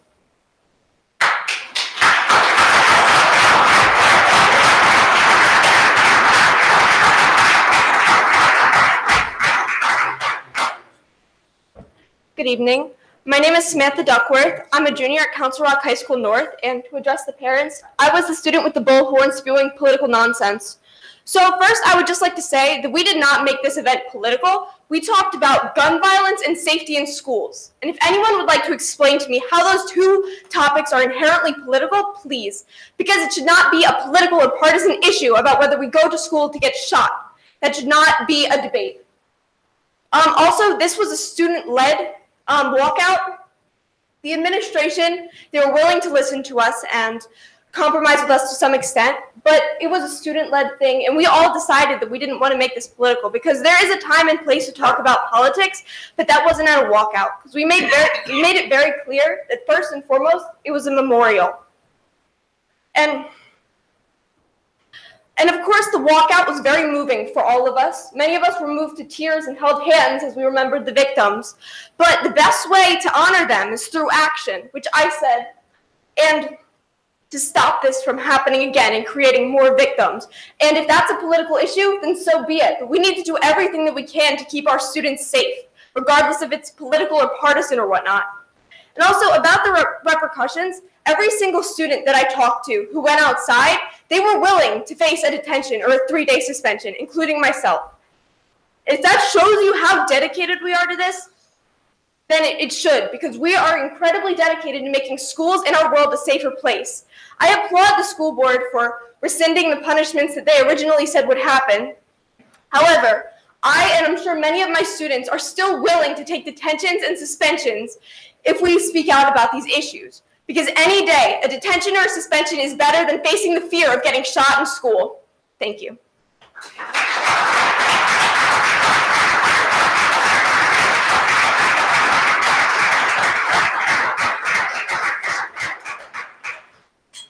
Hi, I'm sure you all know who I am because I've been here very often this year, but my name is Finn Thompson and I live in the Newtown Borough, and I am my 12th grade class's representative to you, the school board from Council Rock North.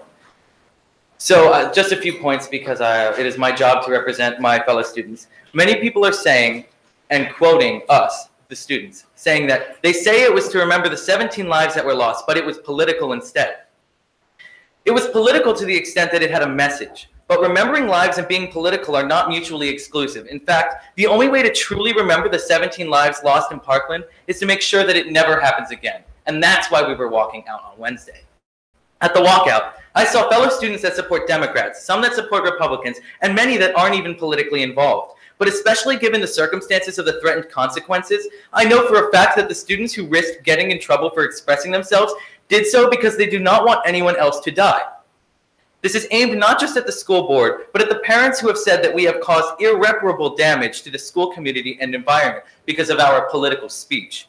To sit here and say that because it was political, we should not have a right to express ourselves is to ignore the reasons that we walked out in the first place. Here are some facts, and I know these because of my background in debate. The Supreme Court has ruled in various cases that schools ought only impede upon student expressions of speech if they directly inhibit the ability for other students to learn. We were peaceful, organized, and understood consequences that not even you knew about. Secondly, the Supreme Court has ruled that schools can only restrict captive speech, speech that occurs in places where students must be, the classroom, hallways, etc., places where they cannot leave without hearing the speech. But we went outside, and that's the point. We don't feel safe inside anymore, and therefore went outside into the outside world to have our voices heard. As a member of the Student Advisory Board for the 12th grade class, I believe that the school board needs to have more interactions with students before they act like they understand our motivations and potential actions. And this goes for members of the community as well. A woman a few terms ago said that many of the students that walked out may not fully understand what they are talking about. I think that all of us students understand better than all of you that this is about our lives, our safety in schools. And that should not be written off as a political agenda and therefore not worthy of being heard. What happened this week was historic. What happened across the country was historic. We have voices and they ought to be heard. So parents and members of the Council Rock community, please stop speaking for us when it comes to our own lives. Thank you.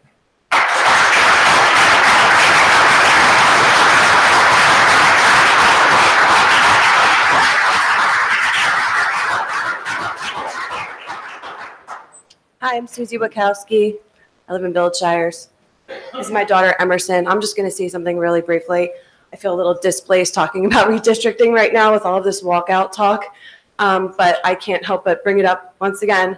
I just wanted to say thank you so much for considering hiring a new demographer, and I've heard conflicting things about the redistricting committee. I've heard that it's being disbanded, and I've heard that it's absolutely not being disbanded. I just wanted to say that I myself volunteer. If there are any members who would like to step down, I'm sure my husband would also volunteer, and I have tons of neighbors who are very interested in volunteering. So any committee member who wants to step down from the redistricting committee, you have people who will go in your place. Don't feel bad about it. And here's my daughter, Emerson. My name is Emerson Wachowski. I live in Village Shires. I'm a current fifth grade student at Hillcrest Elementary School. I want to thank you for grandfathering the current sixth grade class. I would like to please consider grandfathering my class too. I'm one of the 13 students proposed to move to Newtown Middle after graduating from elementary school with the friends I've shared classrooms with for 7 years. It's hard enough to transition into middle school, but I can't even imagine the added pressure of knowing basically no one. I know redistricting is necessary and difficult, but I'm asking for a little more time to find the right solution. Thank you very much.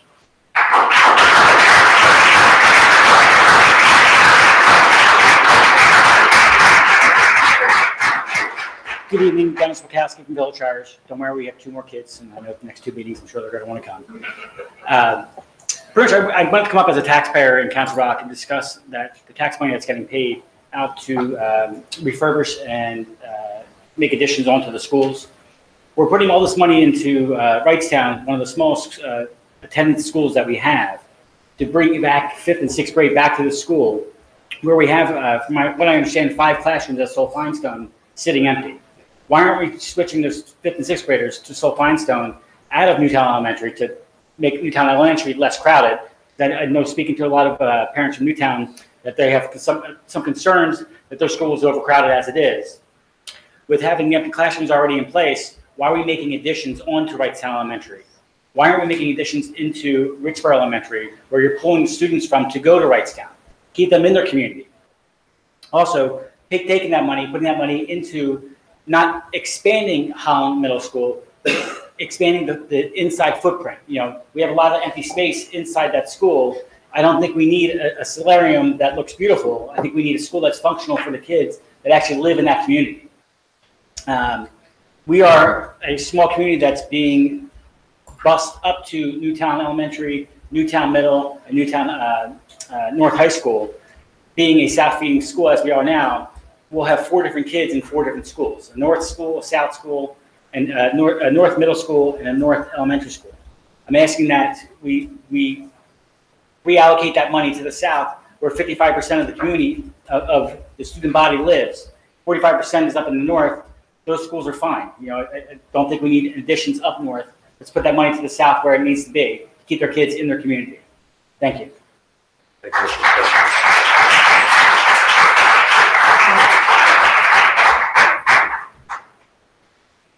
Good evening. My name is Gail Evans, and I live in Holland.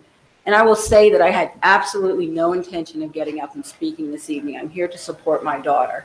And I think it's very important that we remember the reason why we are here in this room is for every child that goes to school in the school district. I will say that I find it discouraging that anyone would question the judgment or motivations of a child or a student who decided to walk out of school yesterday, whatever form they decided to memorialize or to honor those students. I am not here, and no adult should judge what is in their hearts. I will say that my child is getting ready to leave the nest, to leave the safety of our home. She's a senior in high school. I have one that is in 9th grade. My expectation is that at this point in their lives, especially my senior, that she's able to make a decision on her own without mom and dad standing there telling her what to decide within her heart about what she should feel about 17 individuals who lost their lives in school.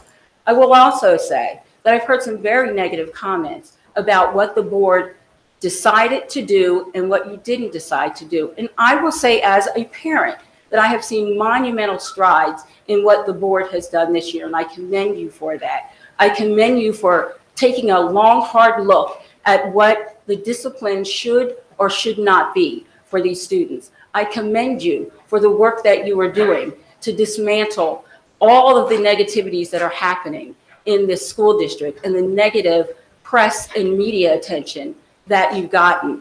And I will say that as a parent and a person of color, there was a time in our history where peaceful protests made monumental strides for marginalized citizens in this country. And let us not forget that children are still one of the most marginalized groups of individuals that we have in this country. And they deserve to be able to stand up and stand on their own and make decisions. And we as adults should support that. I appreciate your support. I will also say, regardless of the punishment the board deemed important for the children who decided to walk out, my children were ready and willing to accept that punishment because they believed in what they were doing. So I thank you. I thank you for taking away the discipline. But should you have decided to continue with that discipline, my children would have accepted that because they stood on principle and what they believed in. Thank you.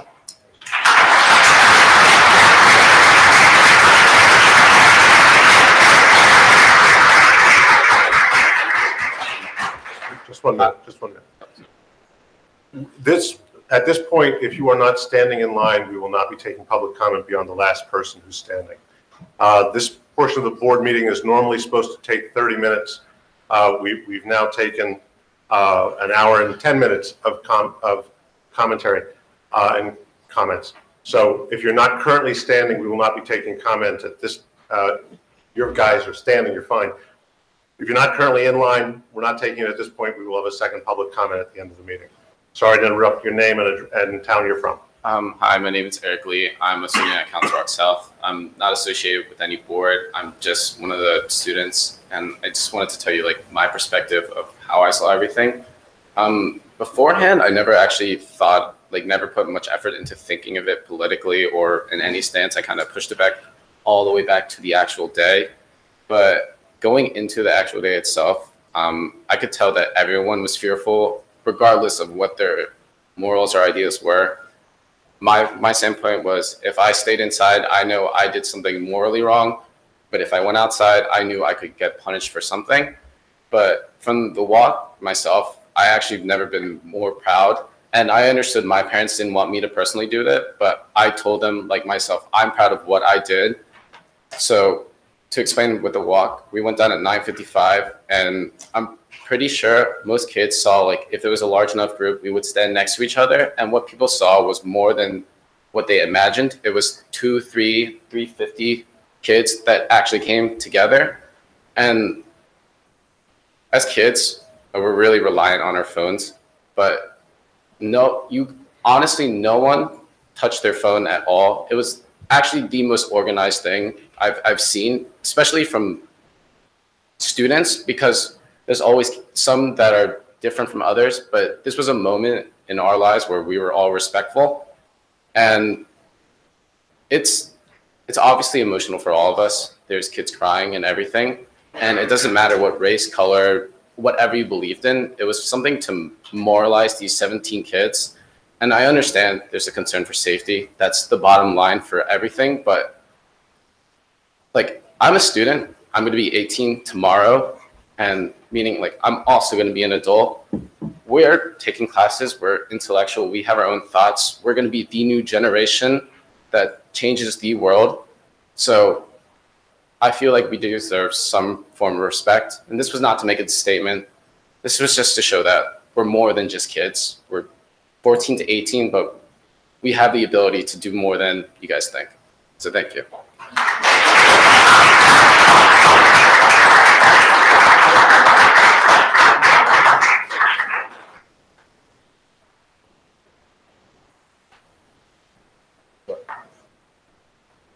Do I press the button there? Just start talking. Oh, I'm so sorry. We'll take it. Hi, my name is Duke Wu. I'm from Richboro. Sorry. Your name is? Duke Wu. I'm from Richboro. I'm the senior class president at North. And like a lot of my friends here and a lot of friends at North, like I originally had no intentions of going outside. I didn't want to like break the rules. But as I thought about it, like there's a time when in everyone's life when you sort of need to step up and be a leader. There's a big difference between like what you want to do and what you need to do. And I think a lot of kids realized that last Wednesday. I just want to point out that like I personally think that like all the kids who organized it, like all the kids who participated should be like sort of commended for their leadership and I guess their responsibility. And I thank you guys for doing that. I just feel like parents are being sort of unfair to the kids. Like if your child if your child was bullied because of like something that they did or did not do, like I truly feel sorry. However, that was not the intention. I just think that like the community could be better at trying to see it from other people's points of view. Thanks. Thank you, Mr.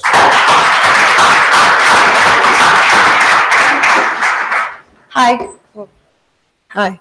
My name is Marissa Haynes. I'm a senior at Council Rock North. I am vice president of the class and along with one of the leaders of the walkout. I just have a few questions today. Why is my saying that I don't think that people nationwide should be shot and killed in school me making a political statement? I understand, unfortunately, our nation has kind of made it that way. But I pose a question to the parents upset with the way that this walkout became one of a political agenda. When you were in high school, did you ever have to think about whether you were going to make it home that afternoon? Did you ever have an anxiety attack walking down a hallway that you walked down 100 times?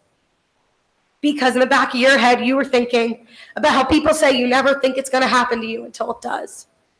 Or it's always, the nice, wealthy districts, one like our own.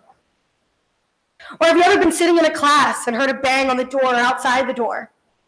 And for a second, your heart speeds up until you realize that it was just a teacher or someone moving a chair or someone outside and everything's okay. Well, I have. And I'm not the only one. We would have been doing the 17 students and staff members who died in Parkland and thousands before them due to gun violence in school. We would have been doing them a disservice if all we did was remember that they died and not how or why. Thank you.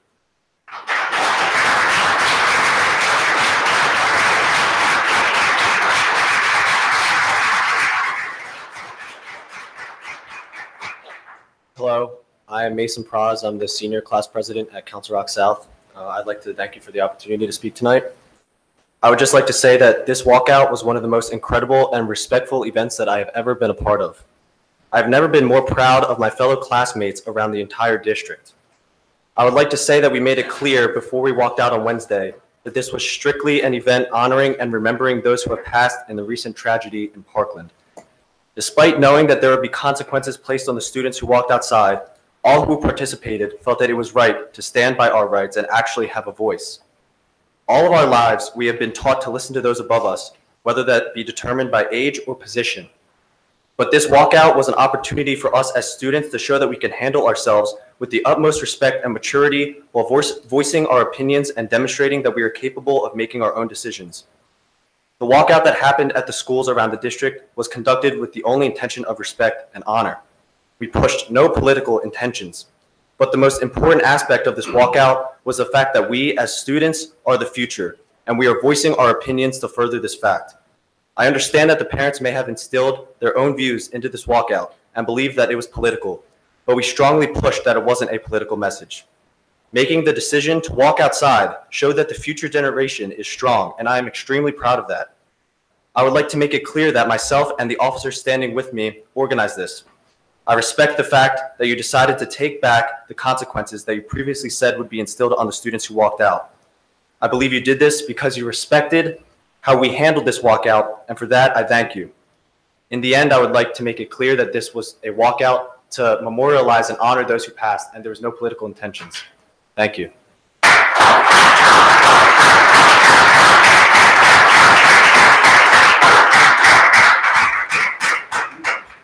Thank you to all the speakers. We appreciate your commentary on all aspects of it, and certainly we're glad to have spent the time to give you an opportunity to address the board on something which you consider to be important. We all consider it to be important. I need a motion for item G in our agenda, which is the approval of the February 15th, 2008 minutes. So moved. Second. Hearing no objection, I'll ask for the secretary to record this as passing with the unanimous consent. Please record that. We'll now move on to an item of discussion. Our item this evening will be the Council Rock Technology Plan update, and it's year one. And I would imagine that is going to be Dr. Elliott.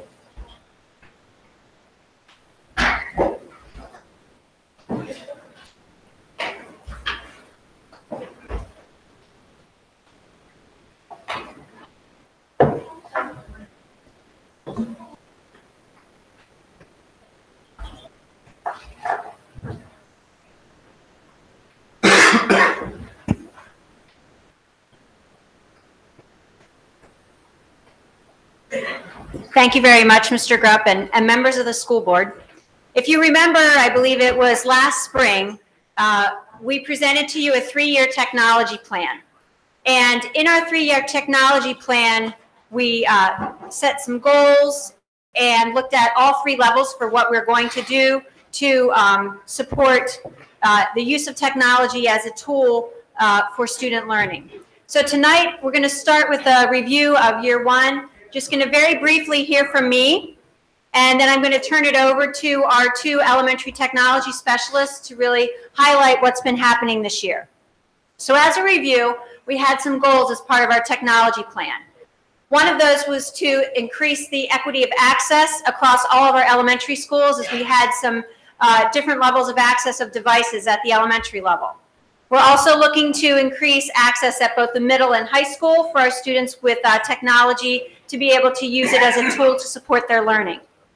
Additionally, we wanted to provide our teachers with technology to support the work that they do, both with students and with each other. And finally, we wanted to provide training and support to teachers with curriculum, technology, and teaching so that they can effectively use the tools in their classroom. So just a little bit of a highlight of the 3 years of the plan. We're in our first year, which is the focus on the elementary school. And we have Chromebooks in all of our elementary schools at a 1-to-2 ratio of 1 Chromebook for every 2 students. We have laptops for all of our teachers, and we have our 2 tech integration specialists, Hannah and Danielle, that you'll hear from shortly.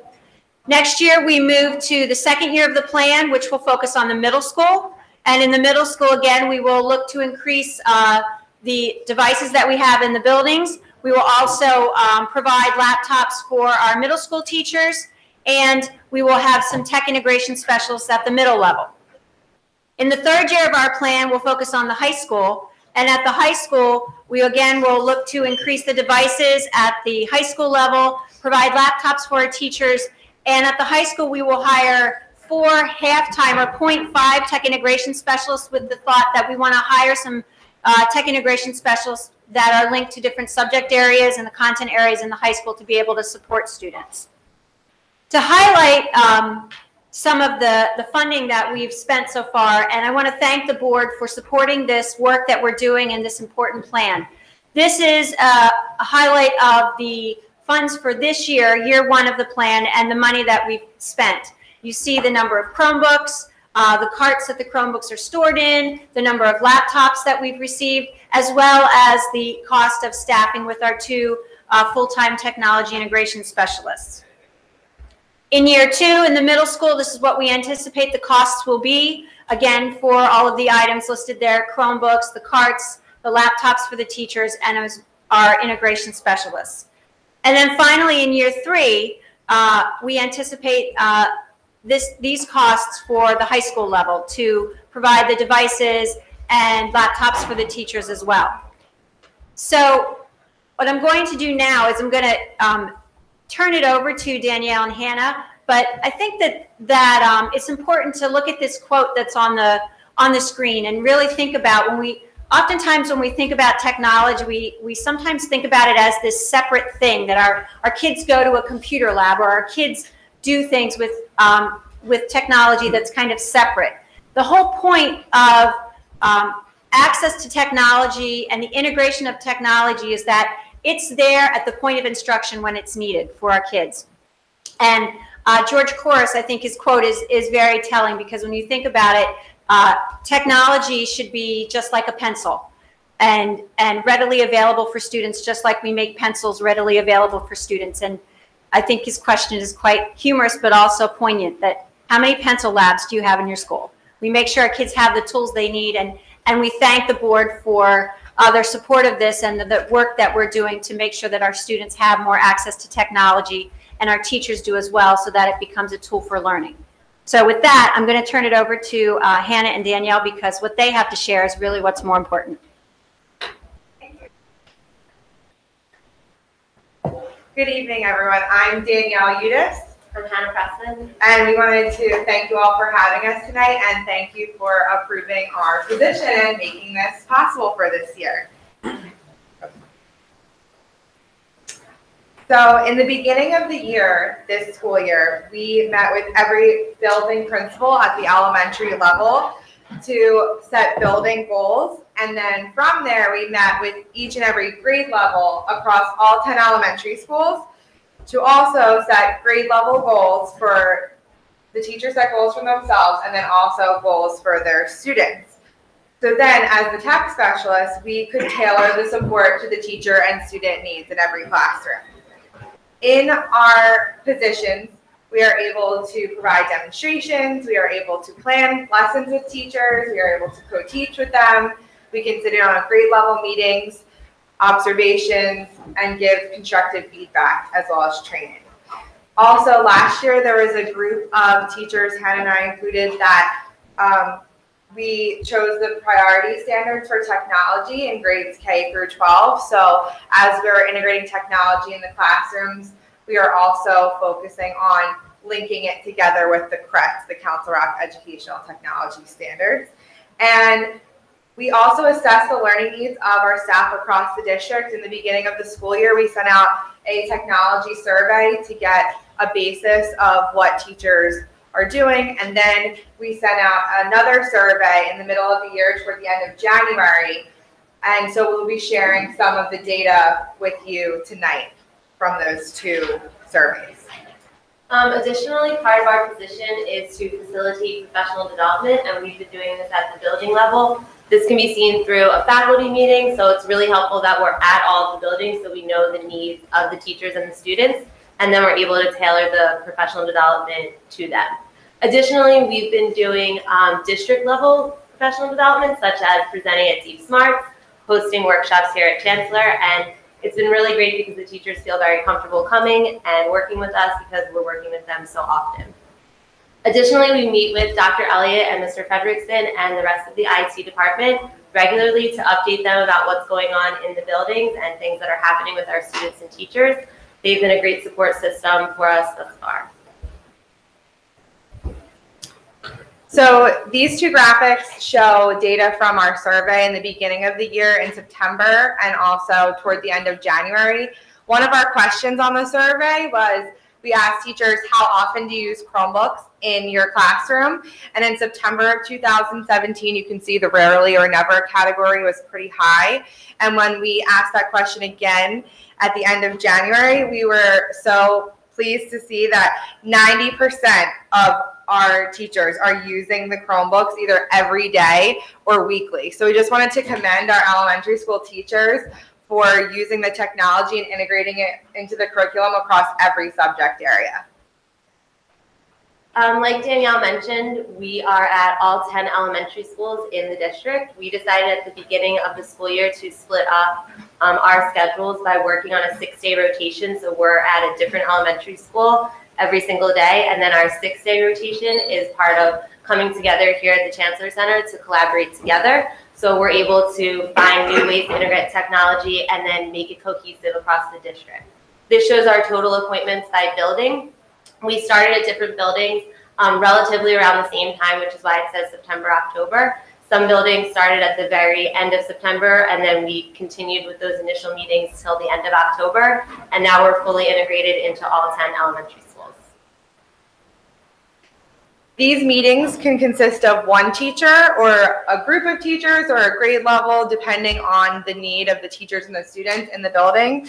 So based off of these, and we've had nearly 800 appointments in our elementary schools thus far this school year. Of those nearly 800 appointments, you'll see here that they're mostly planning or co-teaching sessions. So just to give you an idea of what that looks like, a planning session might be that a teacher lets us know what he or she plans to accomplish, and then together we sit down and find resources and lay out the lesson together of how it will look in the classroom. We can also provide ideas and suggestions to them to see what would best fit the need for that particular lesson.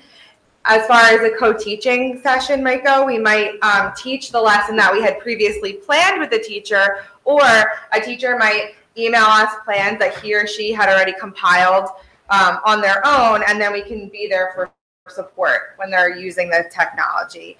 And then for an observation, teachers will sometimes have us in to show what they're using so that we can in turn bring it to other schools and share what they're doing with other teachers and grade levels across the other elementary schools.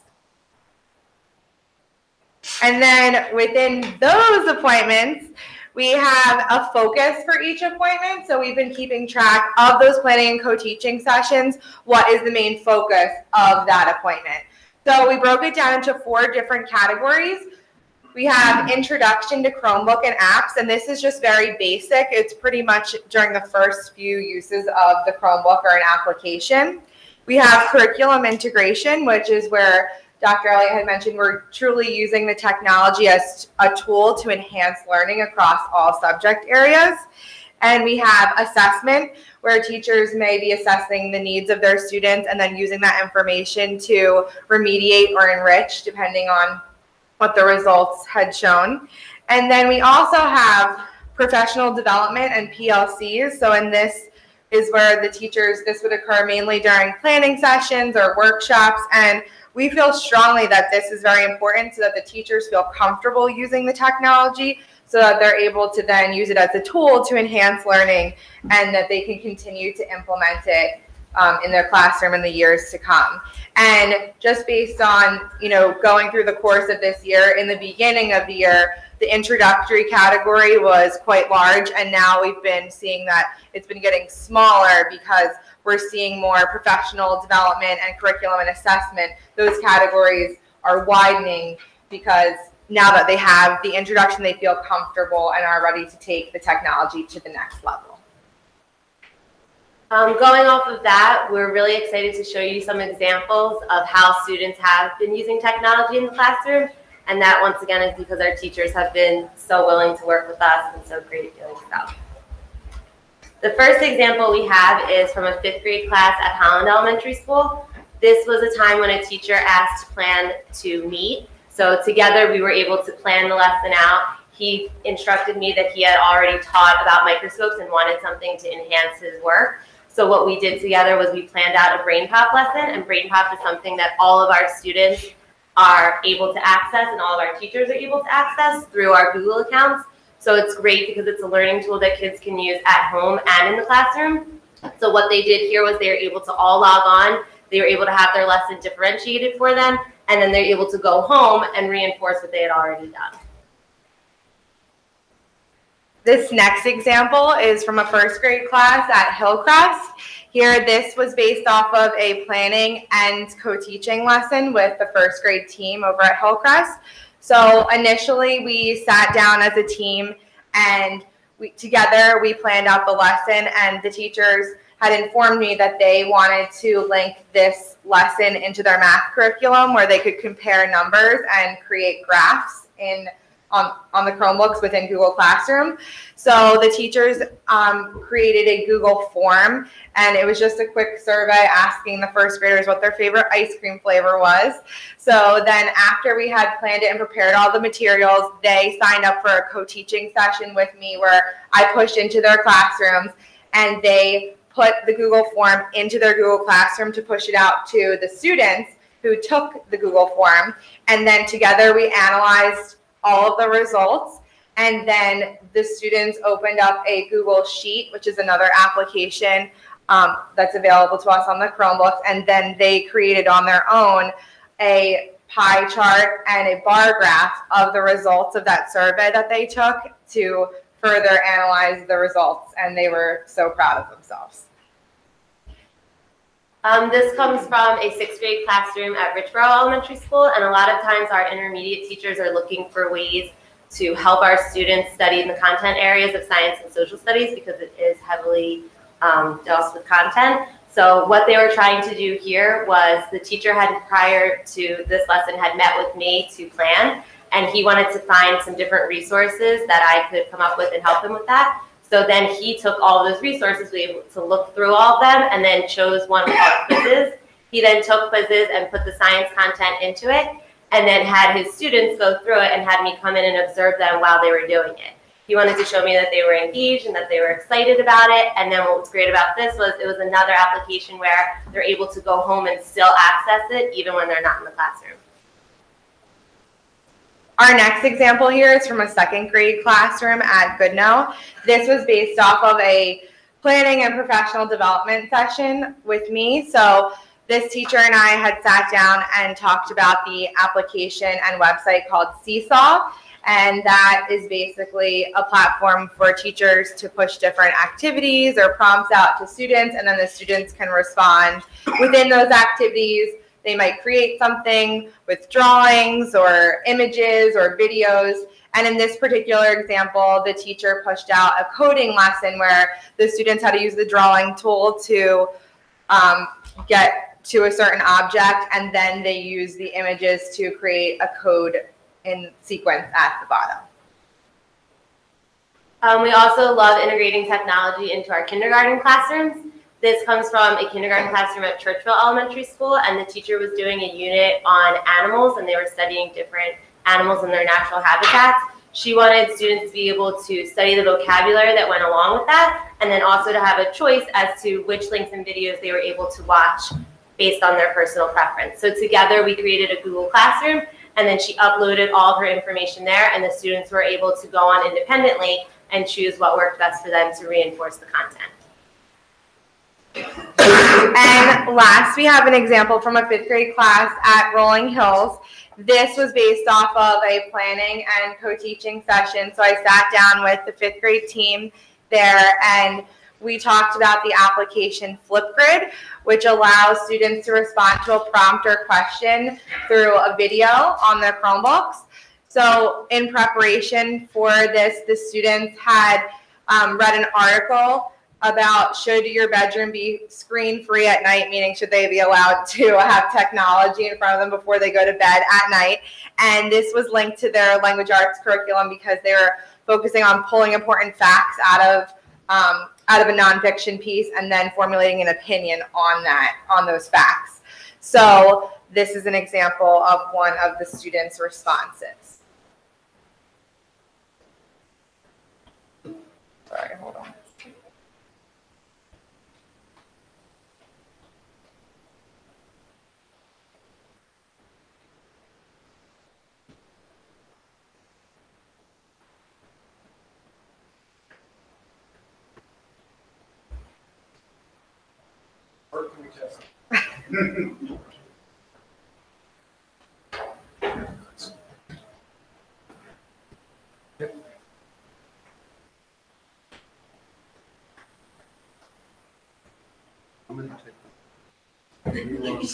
Thanks, Matt. Take 2. Now it's going to be really good. Oh. Sorry. Your words. Kids are usually screen-free at a time. 72% of kids, 6 to 17, have at least one screen, but an active learner should be screen-free. The right screen can affect your sleep by thinking stay time. And kids who have TV in their rooms are more likely to be overweight by the time they're 11 than kids who don't have TV.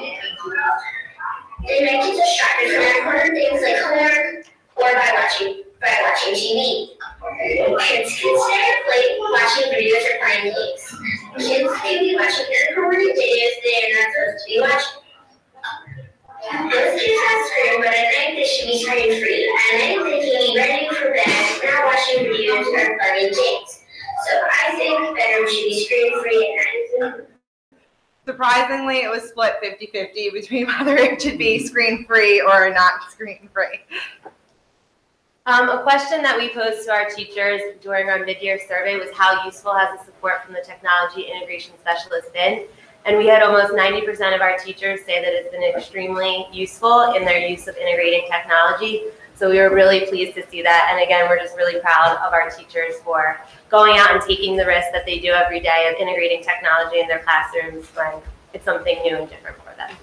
And also to go off of what Hannah had just mentioned, this obviously it's strongly encouraged, but it's not mandatory that the teachers meet with us. So the fact that we've had around close to 800 appointments with teachers, and that's just them wanting to be able to meet with us to integrate technology into the curriculum, prepare their students to be 21st century learners and successful throughout the rest of their career in Council Rock and beyond. That just really says something about our teachers. So the last portion of our survey, we also, these are direct quotes from teachers in that survey. So just to reiterate what they were saying, that they thought that the technology specialists have been a great resource, and they feel as though they've been provided several ideas on how to integrate technology across all subject areas. And they also feel it would be helpful with the school-wide implementation of PLCs next year. Another teacher mentioned that staff members are starting to understand that the Chromebook is a tool to assist in instruction and not something to learn in and of itself. So that sort of echoes what Dr. Elliott had said in the beginning of the presentation about the Chromebooks being like a pencil, where it's just integrated into the curriculum. And also they feel as though the technology specialists and the Chromebooks have had a strong impact on our community, on our Council Rock community as a whole. So we are very pleased, and we would love to see these strides in technology continue. Additionally, teachers have commented on how great it has been to make them feel comfortable with technology and how comfortable their students seem to be with technology now. They also love that there's a lot more available for them that they can pull from, that they can conference with other people, and they found that they have a lot more innovation in their classroom now. They have methods for improving learning, they have methods for presentations. They're also loving how great the district has been about integrating STEM and technology throughout the curriculum, and they really appreciate it. They love that collaboration is up in their classroom, so they see kids working together. It's not always just students by themselves at a Chromebook. It's kids working together and listening to each other, which is amazing. And also the motivation and the time on task has definitely been up. So overall, it's been a great success with our teachers and our students. We've just, we have our email addresses and Twitter handles here. If anybody has any further questions about anything tonight, or just questions in general, or if you want to see more adorable pictures of our students, feel free to email us or follow us on Twitter for that. So again, thank you so much for your time. And at this point, we'd be happy to take any questions you may have. Comment, not a question. Go ahead, Andy. Sure, just what you do. I got a lot of emails today, as I'm sure that we did.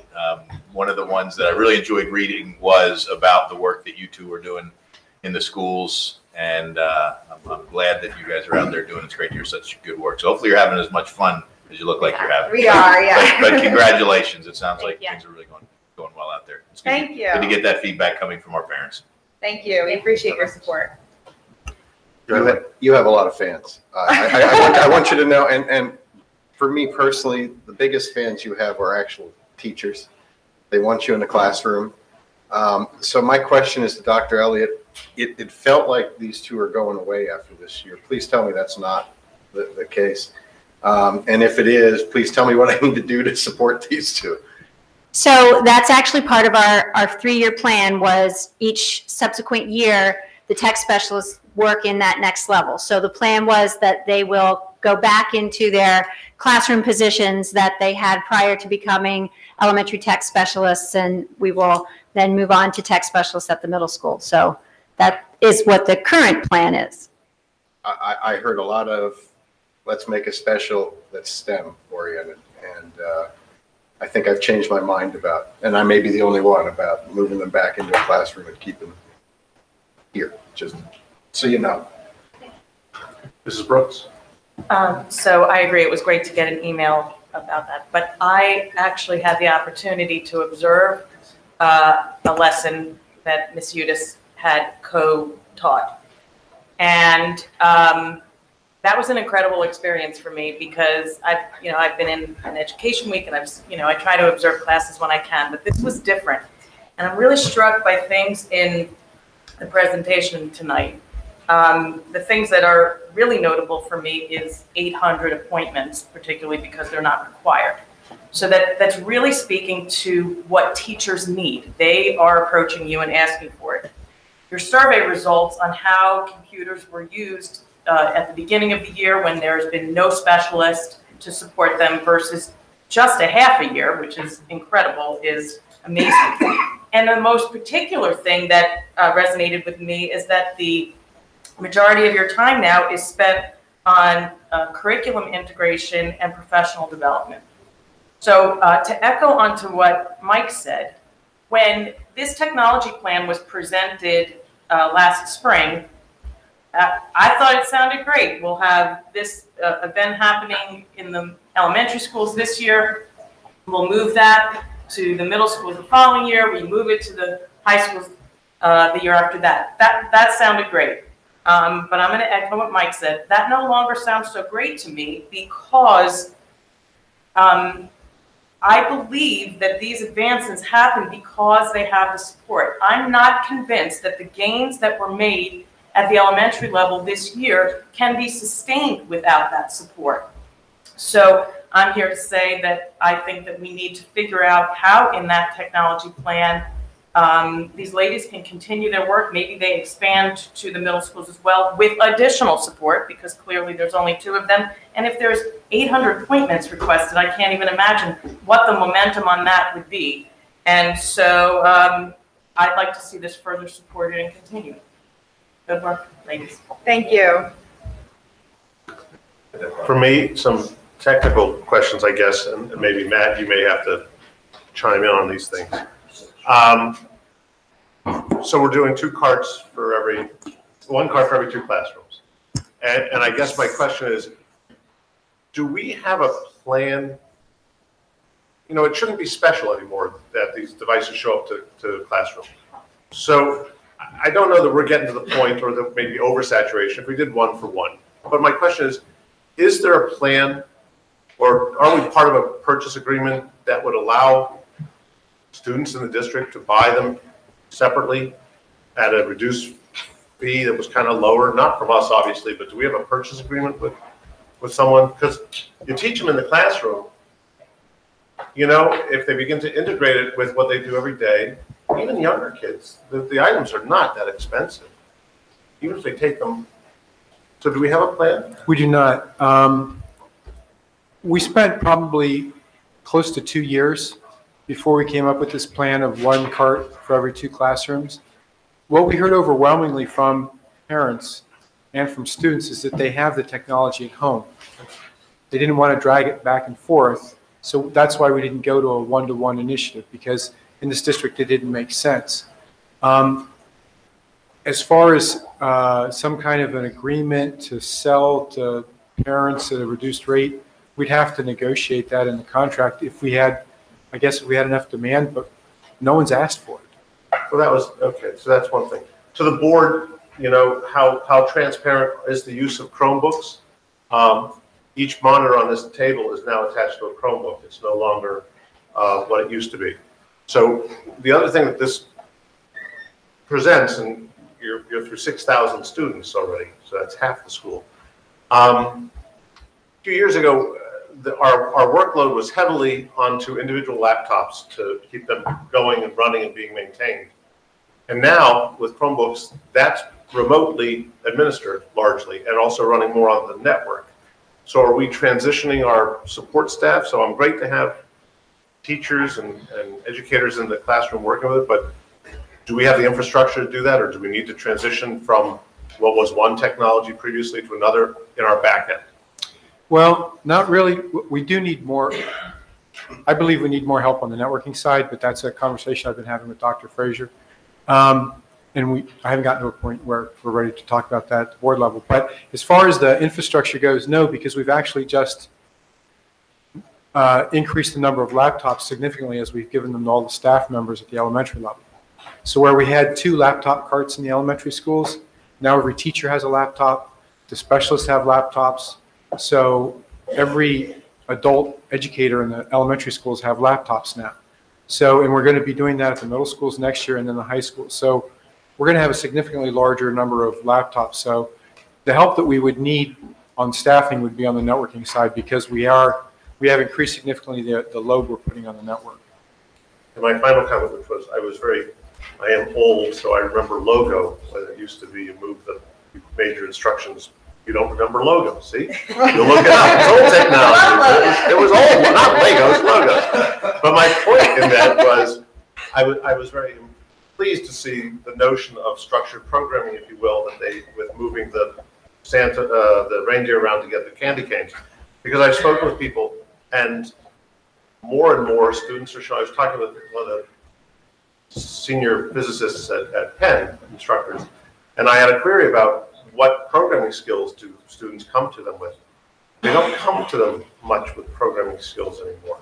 They come to them with a lot of application skills, but they don't necessarily know what goes on, and Mike, you shake your head because this is your realm.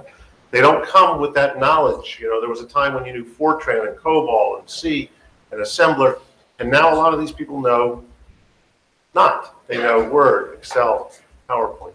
So it's exciting to me because that's when we talk about STEM, it's not just using the application, it's the persons who make the application. That's something which we could really excel at. And that's just a small snapshot of what we're doing in regards to programming and coding. So. What, you're only working with elementary school yet. Correct. You can make quantum leaps as you go. And just because we spoke with Fred Bauer before, we have kids in this district who are doing assembler and, and wiring, that. We have 6th graders that are creating their own video games and controllers to go along with it as well, so. It's the future. Looking for other public comment? Not yet. Other board comments? Very good. Thank you for coming to speak with us today. Thank you so much. With that, we're going to move into, this is new that we applaud everything. It's okay, but it's just new. We're going to move into our committee reports now. Again, to remind everybody, we'll do the committee reports. The committee reports will have an agenda item with them, and there may be individual items within that were not discussed in committee that will be brought up and discussed. Did we note that? And I would like to note that Mrs. Thomas has joined our meeting this evening. Thank you for being able to join us, Mrs. Thomas. I'll turn it over to our academic standards chair, Mr. McKee. A very brief report.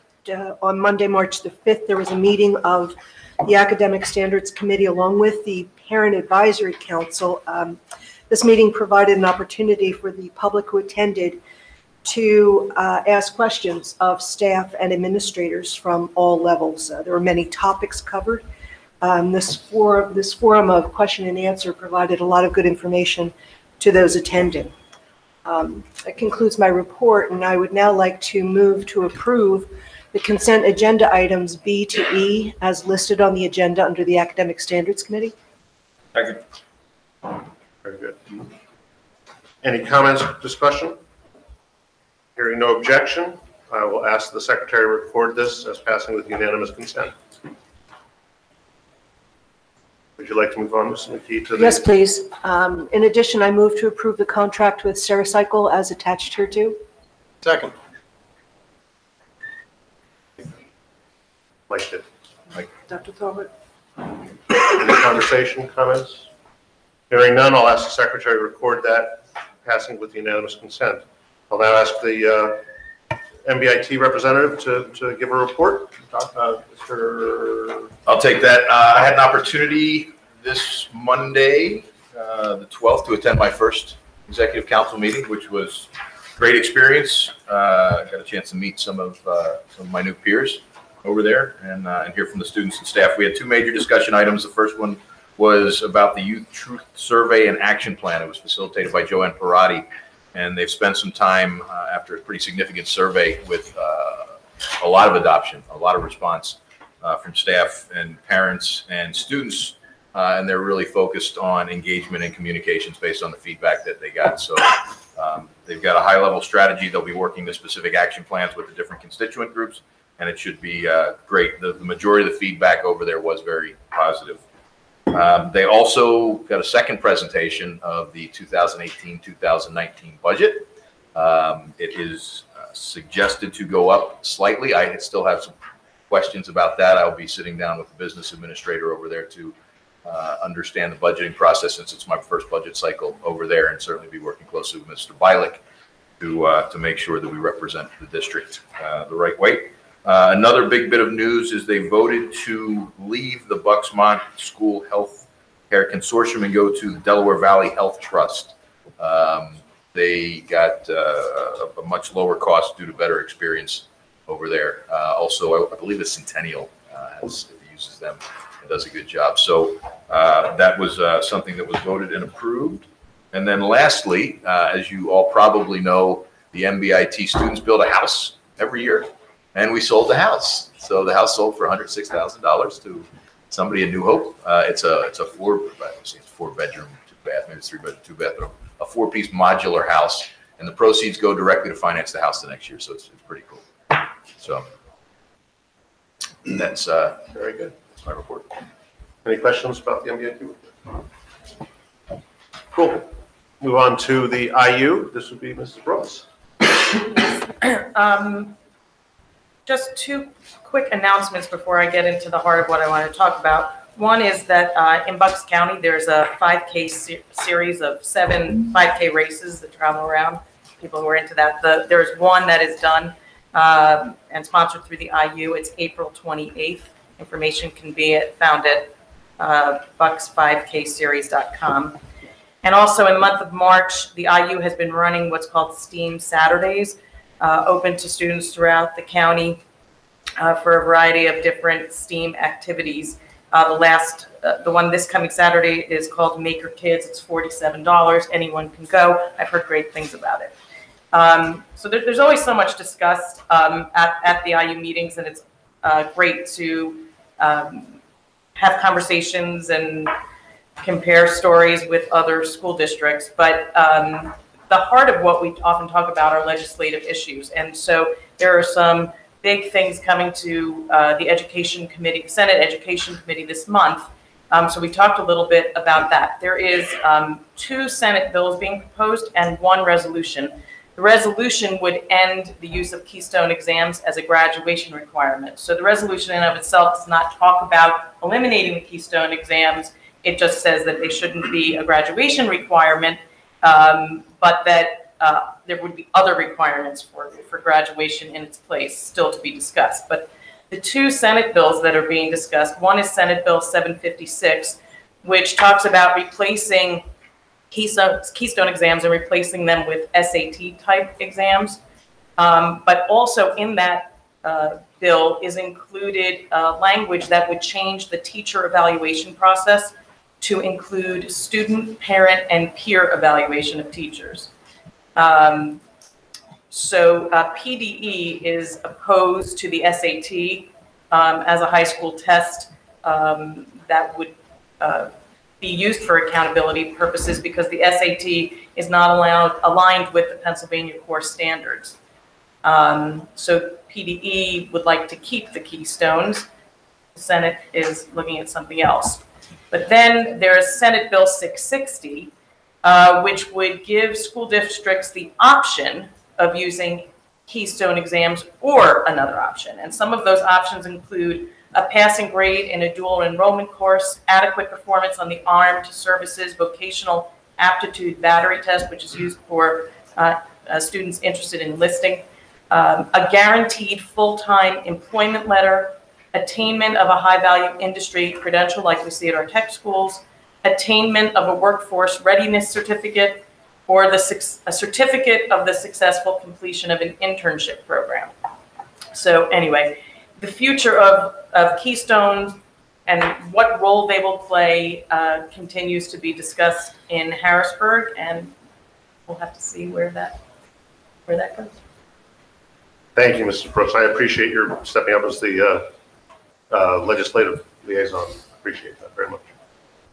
Council Rock Education Foundation, what are you going to do with the top $25,000 we got from Fred Beans, Mr.? I'm going to talk about $35,000.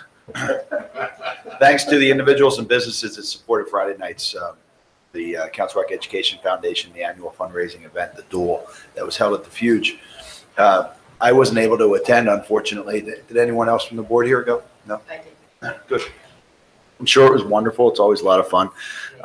350 people turned out, so that's great. All proceeds go to fund innovative programs for our kids that go over and above the annual school budget, and we appreciate that.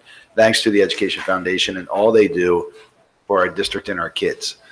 Mark your calendar for Saturday, May 12th for the final farewell of Newtown High / Newtown Middle School, also known as Council Rock Intermediate School, Newtown at one point. Activities will take place from noon until 4 p.m. and include wall signing, tours, music, food trucks, that's always fun, a wrecking ball auction, and much more. Look for the information on creducationfoundation.org. And the Craft Grant Committee is now reviewing spring applications from schools and teachers. Final award announcements will be shared the first week of April. Last year, Craft awarded over $35,000 to our schools. Please stay tuned for this year's awards. That's all I have. Thank you, Mr. Biley. Policy Committee chaired by the illustrious Mr. Tate. Illustrious, we met and had a productive meeting on February 23rd. And our next meeting is this coming Thursday, next week, March 22nd.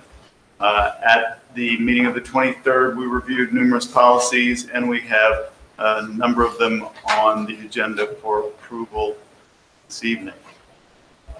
So I move the motion. Please do. I move to approve board policies 203, communicable diseases and immunizations, 203.1, HIV infection, 209, health examination screenings, 210.1, possession use of asthma inhalers, epinephrine auto-injectors, 216, student records, 234, pregnant parenting married students, and 236, the student assistance program. Second. Thank you, Mr. McKee. Any comments, questions? Hearing no objection, I'll move to have that reported by the secretary as passing with unanimous consent. I'll take a moment here to ask Mr. Tate, in light of the conversations that we had this evening from the community, we might want to give consideration to reviewing board policies 220 and 204. 204 talks again about attendance at schools and whether they're in the building, out of the building. So that would probably be a useful thing to look at in light of some of the conversation we had today, as well as policy 220, which talks to student expression and has some talks about spontaneous student expression, as well as restrictions on the school district or school officials about censoring or restricting non-school materials. So it's apropos of the conversations that happened this evening, and if we could bring those forward. Matt, this may be a little out of sequence, but I think it's pertinent in light of the conversations in our community. Let's look at them again, because we actually have, contextually, we have something. Let's just make sure they work within the context of what we're dealing with now and some of the observations made by the community members this evening. Is that all right? Ed? Yeah, Ms. Brooks also suggested we look at 220 as well. We discussed that last week. So, terrific. We'll do that. Great. Looking to Mrs. Thomas to update us with the Finance Committee. Yes, I'm hoping I'm not losing my voice. Sorry. We had our committee meeting on Thursday, March 12th at 6:30. We have a couple of the items on the agenda, and we reviewed the budget revenues and appropriation and looked at the first draft of the budget, which I think will come back again in April. Yes. That's right. And we had our normal quarterly investment activity review. So, would you like me to? Me through it. Yep. I move to approve the Finance Committee agenda items B through F as listed on the agenda and subject to audit. Second. I am, as is my custom, not going to approve the senior prom contract.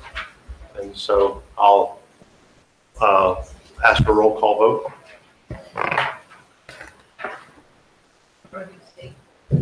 Yeah, but I'll exclude that when I get to the when she calls it.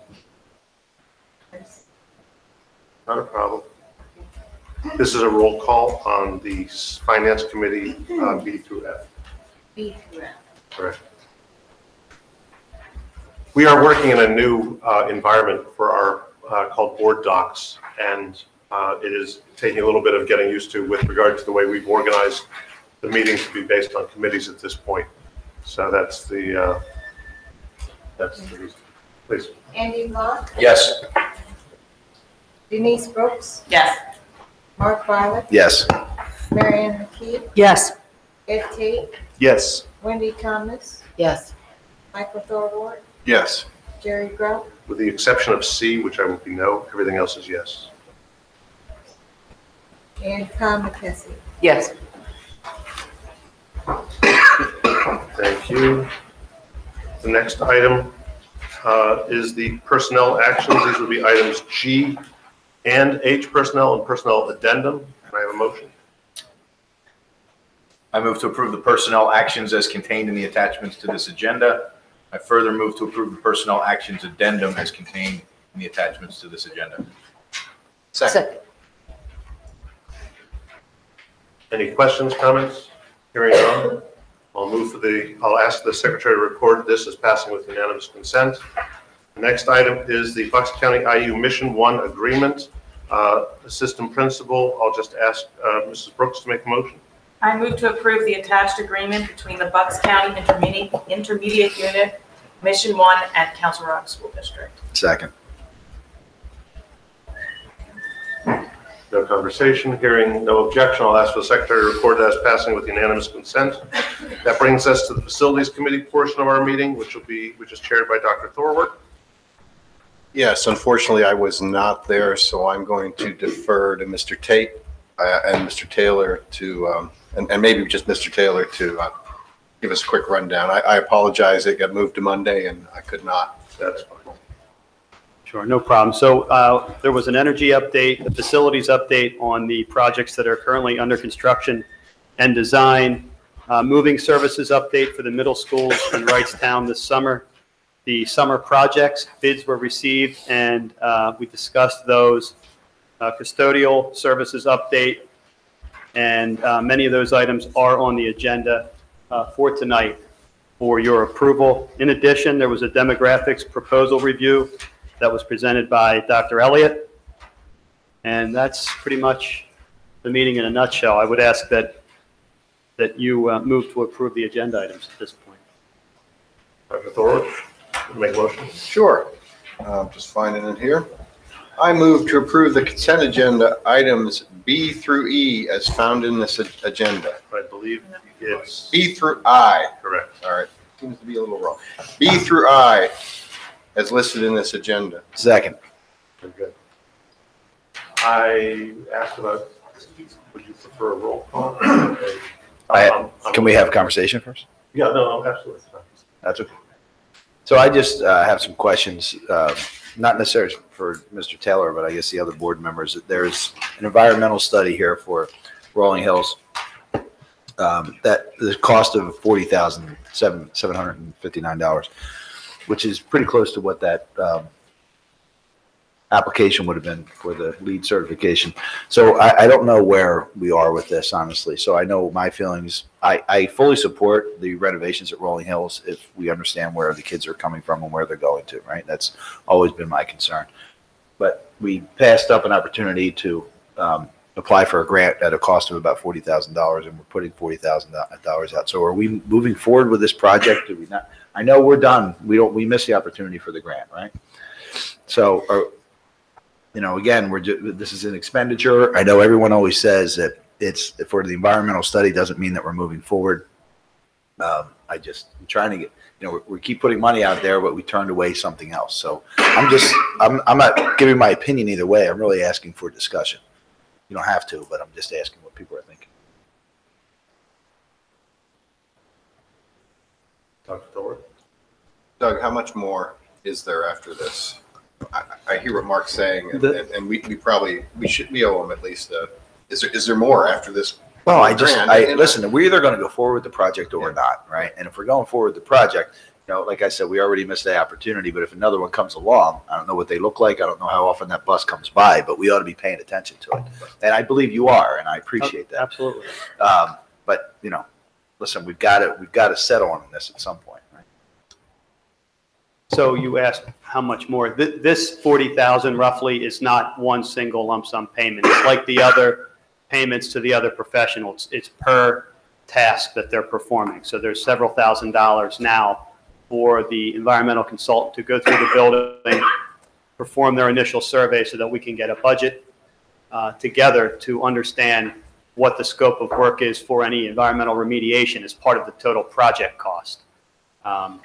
You ask what else is happening. The architect obviously is working on schematic design.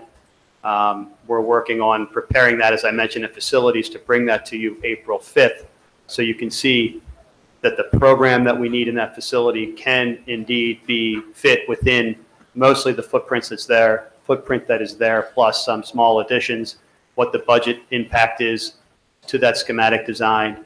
And the team continues to move forward until such time the board, decides you want to put the brakes on it. It's always your call, obviously. I guess I hear what you're saying. I really do, but we aren't going to get a bid until we have some of this. Is unfortunately where it is really what, and I wrestle. I see what you're saying. So let me ask you a question on that vein. If we did nothing with that building but work within the framework that existed, would we still need to do this?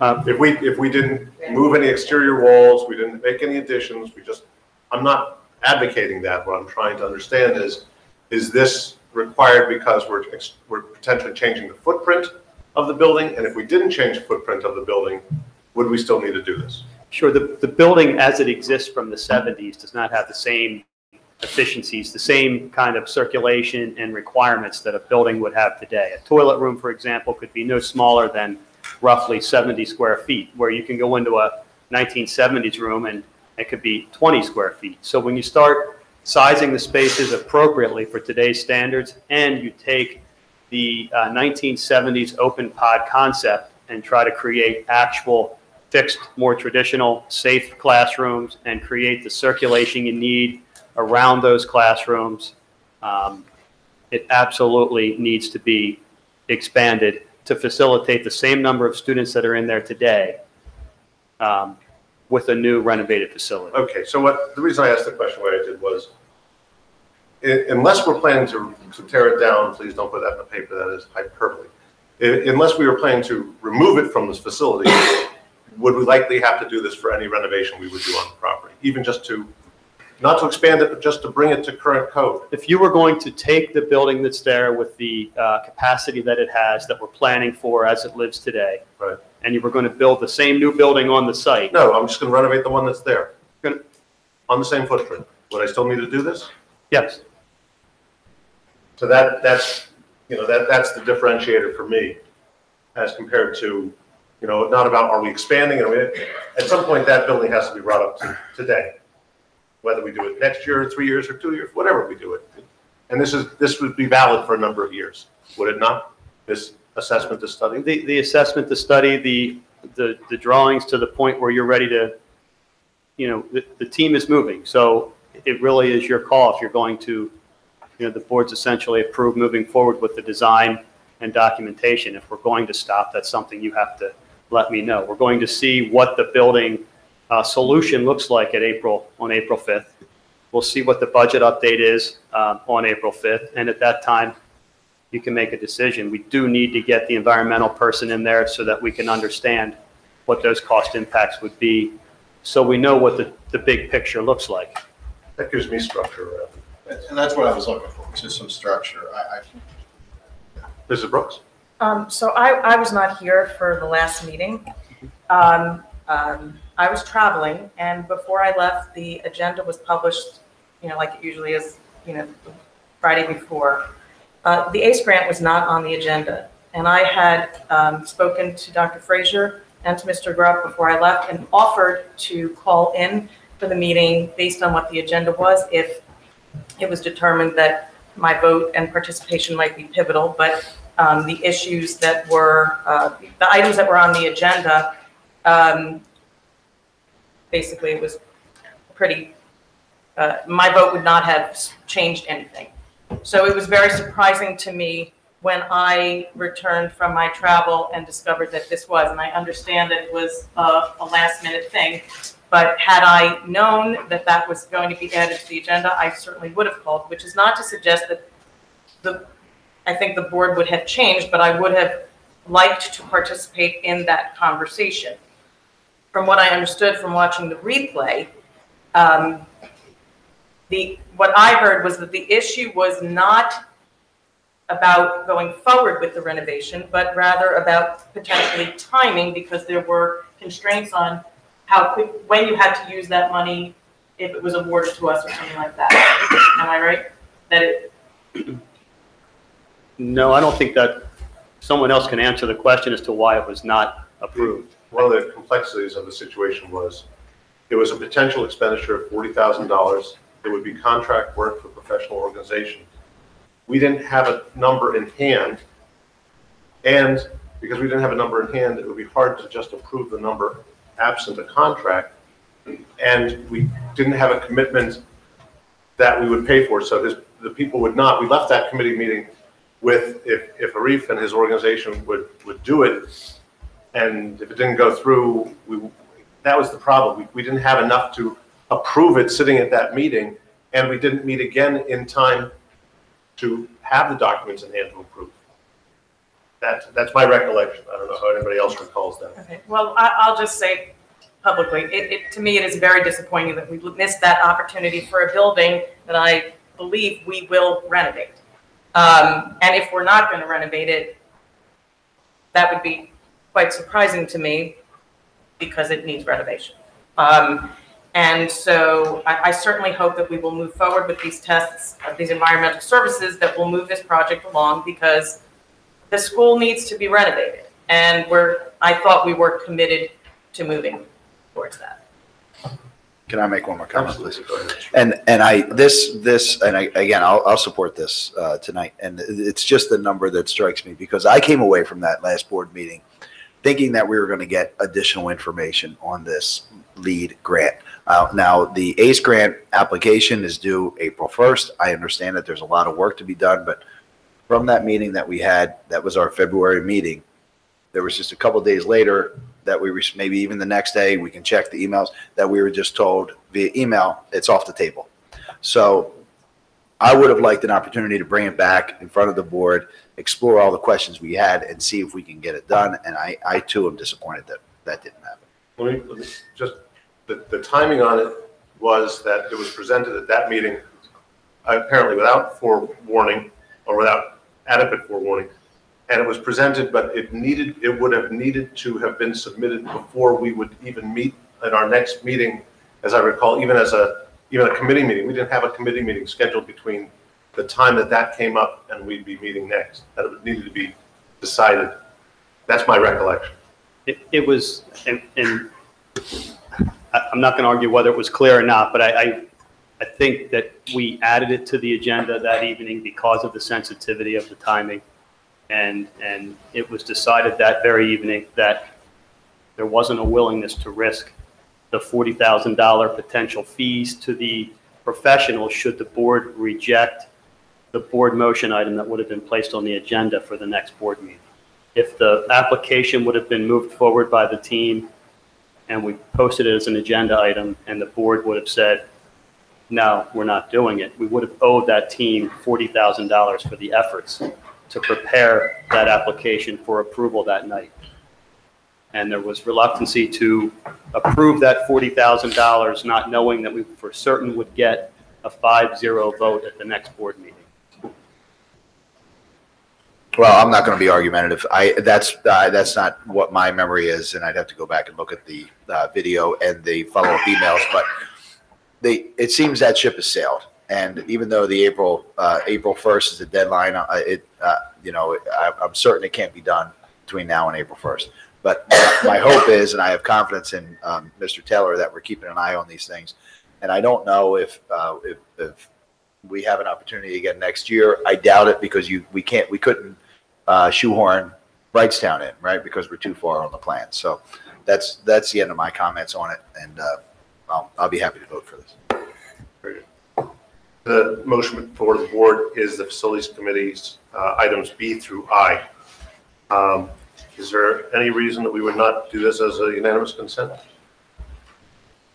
Very good. Hearing no objections to unanimous consent, with the exception of Mr. Tate, who has stepped out of now. He's got both feet in the. Yeah. Okay. Now he's in the room. I'm going to move that we accept Facilities Committee items B through I as a matter of unanimous consent. Hearing no objection, please record that as such. The next one is item J, hiring a tomographer to develop enrollment projections. Can I have a motion? I move to approve the contract with Cropper GIS to perform enrollment projections at a cost of $16,000, subject to audit. Second. And solicitor review. Terrific. This was reviewed at the most recent Facilities Committee, as Doug had alluded to. There were some questions that had come from that meeting, I believe. Dr. Elliott, have you provided the answers? I believe you have provided the answers to the board. Yes, that's correct. Any further board questions or comments? Dr. Thorwald. I made a mention earlier that I wasn't here. I did manage to dial in and listen to the comment on this, so I don't need to have any questions, because I did manage to get in on YouTube for this part of it. Just want to let everybody know that I heard part of the meeting. Very good. Thank you, Dr. Thorwald. Mr. Block. Just a question on the motion, at a cost of $16,000. Are we intending to potentially go more than that? Should this be, not in excess of 16,000, or, typically when we see the motion, there's a cap before you come back to us. So I guess my question is, could we be in a position where we're spending more money than we're committing here tonight? Not saying I'm against it. I just like that. So based on the proposal that we have, the developing the enrollment projection, that's the cost for developing that. Right. If we choose to use Cropper GIS for any other services, so then that would be where we would need to come back and ask for further services. Mr. Violet. Well, to that point, because I thought you had an assumed or a comparative cost of around $30-some thousand. So do we want to do a not to exceed whatever that projected cost was? Because we could always pay less and not exceed that. Because I'm assuming if we have to go up to $25,000-$30,000, then you're coming back to us. Is that right? Well, it depends on what the board wishes to do. If you wish to solely use Cropper GIS to get a second enrollment projection as a comparison purpose, which was, I believe, the original direction from the February meeting, to provide some proposals on enrollment projections. If you wish to explore that further and maybe use Cropper GIS for some other services, the comparison numbers that I provided with you at the meeting were based on not a proposal from Cropper GIS of what all of their costs would be. So we would, I believe, first need to go back to them and ask for some further costs and recommendation or proposal from them of what would be additional costs if we were to continue using your services for continued redistricting work, for GIS mapping that our committee would be using as part of the work that they do. So my only concern is if you have to come back to us and we have one board meeting a month, I don't want to delay this redistricting process any further. So if you're telling me and telling us that you can't give us a not to exceed number, that's fine. But let's just be mindful of the expediency of getting this done, right? It causes one element of concern for me, which was I was under the impression that the numbers we were shown for the additional add-ons, if you were, the travel costs, those things, that those were coming from a contract or an agreement somewhere. And so it gives me pause, because if we were to go with this and go, let's keep moving with it, those rates could change, which would mean it would not be a good business practice, but it's still a practice that someone could do. They could change the rate on those additional services, and we'd be hooked into it. It's the same thing. It's like change orders in construction. You know, you already have the plumber on site. You're a little held hostage. Well, so there is an hourly rate in the contract. it is okay. There is one. So that's what's based. I mean, there's a in excess work of 175. And then the only other comment. So then, if we want to gross up the number to something that it would include a not to exceed, but you have to. Well, we have to logically move to it. If we, please, Dr. Well, I think that if you look at our contract with Sundance, that included specific number of days of work that they anticipated that they would do as part of the redistricting process with the redistricting committee. So in developing and acquiring these proposals from these different companies, that was not a topic of the conversation. Okay. The conversation was solely based around what would it cost to get an enrollment projection. Most of the companies in their proposals provided additional figures, dollar figures of things that, you know, how much is your hourly rate? I asked them specific pointed questions about whether or not they offer GIS mapping services as part of the work that they do, because that's an important piece of work and software that we would need to continue to do this work in an effective manner. However, I did not ask them to give me a proposal of, you know, here's the estimated time we think it's going to take. We want you to kind of work out all the numbers for us of what that might totally cost. Would it make sense we could go ahead with this and to ask at the same time for them to develop that proposal so that it would come back to us in time for April, even if the report wasn't done, we could then have it in hand. I had distributed to Dr. Elliott, and I believe it's public information, some of their proposals around the meetings that they would do otherwise for redistricting. And I bring it up now only because in looking at their proposals in multiple districts, their way of assembling a committee is a little different than the way we have assembled a committee. And that would be something we should explore. Maybe we could talk about that with a proposal in hand. All due deference to the people who've worked on our committee, who've got to be tired of it by now. I'd like to see how Cropper does it as well. Well, I can say that, I mean, I would agree with you that the committee was very worn. But we've heard from many of the committee members after the February board meeting saying, I want to continue on this committee. I've invested in this work. I want to continue with this work. Terrific. So, other comment? I just want to say that I like how this contract is done, because the reality is we don't know what we're going to do with this information. So we need this enrollment projection, and by leaving the motion as it is, it actually forces us to come together and have a conversation about what these two reports say and what our next steps are. I almost feel like if we talk about a not to exceed number, it could go off in a different way. So I actually like it. I think it's cleaner and clearer on what we're expecting. I think that's what we've come to as So I think we saw 6 to 8 weeks. That's for them correct. to produce the material. So if we approve this tonight, when would we, as a board, see their work? So their 6 to 8 weeks is 6 to 8 weeks after they get the data they need from us. They need some data to begin doing their report. So as soon as we can get that data to them, as soon as we can get the agreement signed, they are ready to start working. So I would love to see a timeline spread out, just so we could know what we could expect. I mean, at the April meetings, that's the next time we meet as a board. And by that time, you'll have probably given them what they need. Yes. And you should have an expected timeline.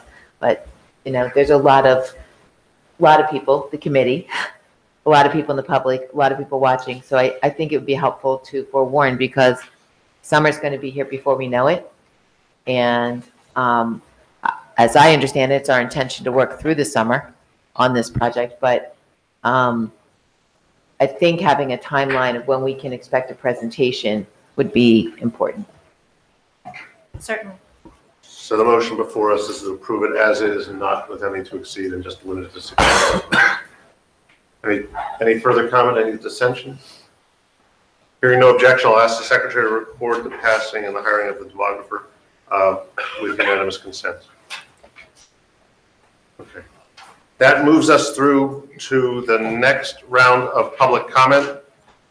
I'm not going to read the whole discourse on public comment, but I will ask that if you're going to speak, as someone speaking, if someone else would stand along the wall, and we'll call them until we're done. It's 3 minutes. I will alert you at 3 minutes and then ask you to stop at 3 minutes and 15 seconds. Any public comment?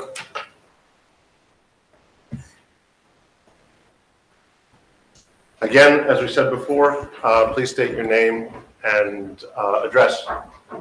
Hi, Judy Varian, Churchville. My daughter goes to Council Rock South. First, I wanted to say I commend the students that did get up here and say that it wasn't political for them, the walkout. The ones that stated that they were doing it for the purpose of a memorial for the students that had passed away and the kids in Florida. What bothers me are the several students that stood here and blatantly stated that it was political.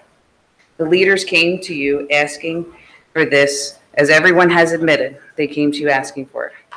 You looked me in the eye, Dr. Frazier, and said it was not political, and they clearly have stated that it is.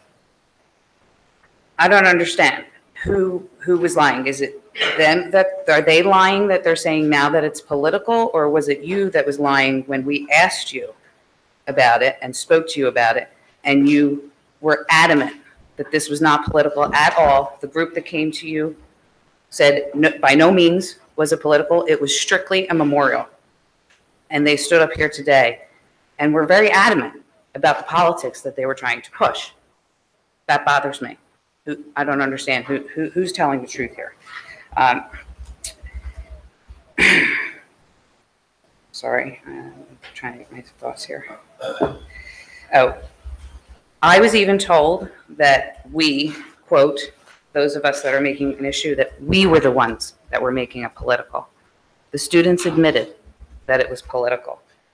Okay? If the children are the ones that are now making the decision on the direction that our school district is going and advocating as to what is going to stand in the school and what isn't going to stand in the school, why are you here? Why do they have to even come to you? Because when we ask you about it, the answer is always, well, the students wanted it. So if the students want anything, it's just going to be because they want it. Okay? I commend the one student that did get up here, and yes, she did say it was political, but she brought up the bullying issue. You all know who I am. You all know what my issue is. Okay? When she stood here and said that they're willing to stand up for these kids with bullying, I truly hope that she was sincere, and it does happen. She stated that she was put in a position of being designated as one of the 3 leaders of the school. Someone in the administration had picked 3 of the 18 kids that they were supposed to lead it, and she even felt that she had a target on her back. That clearly shows you the bullying that goes on in your district. I asked why nothing happens with the bullying. Why aren't we this passionate that we're doing this? Why aren't we this passionate about bullying? And I was told not enough kids asked for it. Really? Not enough kids asked for it? That's the only way that you're going to tackle an issue, is if a large group of kids come and demand that? Because guess what? The kids that are being bullied. Thank you, Mrs. Varian.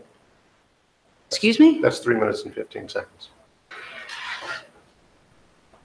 Ms. Varian, all I will tell you is that what I saw yesterday in my mind was not political, and what our administrators at the other sites saw was also not political in their eyes. So are you saying that the students that stood there and told you that it was, are they the ones that are not telling the truth? I'm saying what I just said, and we'll leave it at that. Thank you. Sharon Bell, Churchville. I just want to finish what I was saying before. Superintendent Frazier, Principals Funk and McCarthy, did you not inform parents or students that there would be consequences for the students that were defiant and went outside? If this was truly a cause that the students believed in and knew the ramifications of their actions beforehand, then they accepted the consequences, right? No one should be crying foul after you defied the directive for safety reasons. I don't understand why the board and the superintendent and the principals went back and excused the defiant behavior. I guess that setting precedent, you can disobey administrators, they don't mean what they say. I also first stated a couple meetings ago that this would be a life lesson. You do have First Amendment rights, but there are also consequences for your actions, or at least I thought so. It says the worst lesson came from the administrators and the superintendent that there are no consequences for disobedient actions. You can do what you want here at CR. Every board member and the superintendent who decided to not enforce the consequences did not do the defiant students any favors. In fact, quite the opposite. They did you a disservice because outside of a school setting, you would receive the consequences. There would be no take-backs. The board members and Superintendent Frazier, who did reverse the consequences now, your credibility is highly damaged with not just the students, the parents, the taxpayers, your fellow board members who wanted to stick to the decision that was made for consequences, administrators and teachers. You made a clear novice mistake of any beginning teacher or a parent who is directing students or children. You went back on what you said you were going to do. And I'd like a roll call so that we know publicly who voted to rescind the consequences. Thank you.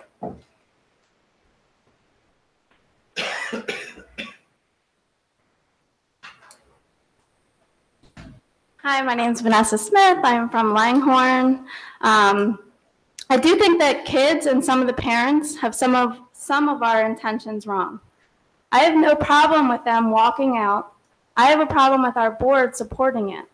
And I understand you changed your words, but if a child cuts class for their first offense, gets a detention, if kids want to walk out and take the consequences, fine with me. I personally have a safety issue with it because students are outside and opening doors, and I felt safety concerns for my child. I understand that there are other times when safety is an issue, during arrival, dismissal, fire drills, etc. I get these kids don't feel safe, but they need to go to you with their concerns, not a walkout. I asked my child what she heard or if a teacher talked about the walkout today in school. At her level, it wasn't talked about. So what was learned from this? I asked to the board, what are you doing April 20th? Because kids have already shared they're doing this again. And the movement that is a part of this has asked kids to do it every month. Am I supposed to keep my child home once a month because of safety concerns? I'm telling you, these kids stood here and said they don't feel safe in class, in school. I'm not sure why they felt safe outside of the building. Because if someone wanted to come and do anything, they're going to come outside of the building and in the building. Children went outside and opened doors and had to come back in. And that leaves my child open to any issues. But again, I say, am I supposed to have to keep my child home from school again on April 20th and every month after that as they're walking out? There should be consequences for walking out. Martin Luther, he went to jail for standing up for what he believed in. Again, I don't care if these kids stand up. Great, I'm glad that they're standing up for what they believe in. I have a problem with the fact that the school supported it and said you can do this with no consequences. Consequences is how they learn. Thank you. Thank you, Mrs. Smith. Mrs. Gannon, looks like you're going to come and speak to us. Hi, Kate Gannon from Chelsea. When we came in Monday night, you said you weren't, Dr. Frazier, you said you weren't concerned with setting a precedent. Can you speak to the mic, please? Oh, sorry. You said you weren't concerned with setting a precedent. just sitting here tonight, we saw a couple posts on Facebook. One was saying that they're planning an April 20th walkout and that there's a parent that agreed to buy pizza for every student who agreed to walk outside. The other one, which is even more scary, is in Richboro Middle School, there's apparently a sign on the wall that they're having a gun control presentation during RA, which is during school time, and that the kids get to win candy. Now, to me, enticing children with pizza and candy for political opinion is a little bit going overboard. And it's my job as a parent to teach my child about gun control. I don't know who's running this presentation at the middle school, but definitely should not be happening during school hours. And this is a precedent that has now been set. And this is only a day after the walkout. Imagine what it would be like a couple weeks from now. So I just want you to think about that and maybe put a stop to all these things that are happening. Thank you. Thank you, Mrs. Carroll. Mrs. Scarpa. Marilyn Scarpa, Newtown Township. I know a lot of you already know my views on this because I've sent you several emails. But for the public, a purpose of a protest is not to follow the rules. It's to change what is happening. As a child of the 60s and the 70s, I partook in the walkouts for the Vietnam War. You know what? It changed history. These kids are saying that they need a change. And if you think it's political, like one student said here, it's not political to not feel safe about a mass shooting in your school. And yes, Parkland really hit home because Parkland is a similar demographic of this school. And everybody thinks it might not happen to us, and until it comes close to you, it doesn't feel real. But these kids wanted to do something to make a change. Kudos to them. I am so proud of these kids. I'm proud of every kid around this country who is articulate and handles themselves with decorum. And I can tell you that some of these parents, the problem is not with the students. The problem is with the parents. And some of these parents could learn a lesson about bullying also. Thank you. Thank you, Mrs. Scarpa. I would call out your name, but I don't know it. Harrison Kenner. Very good. From Holland. So I spoke to Dr. Frazier earlier because I wasn't sure if I was going to be able to make it, but I just want to reiterate what I said to him in front of the entire board. I want to sincerely thank the school board and the administration for allowing us to partake in our walkout memorialization without consequences. It might not have been an easy decision, but I believe that it was the right one. While I understand that there were concerns about safety, I also understand that sometimes change is accompanied by danger. Doing my best to stay away from politics, as this was an apolitical walkout, as has been stated multiple times. I feel like this is one of the pivotal moments of my generation when, as we start to transition to life on our own, this has shown us that we can do it. Not only that, but the discussions that I've been able to listen to and to participate in with my peers has been phenomenal.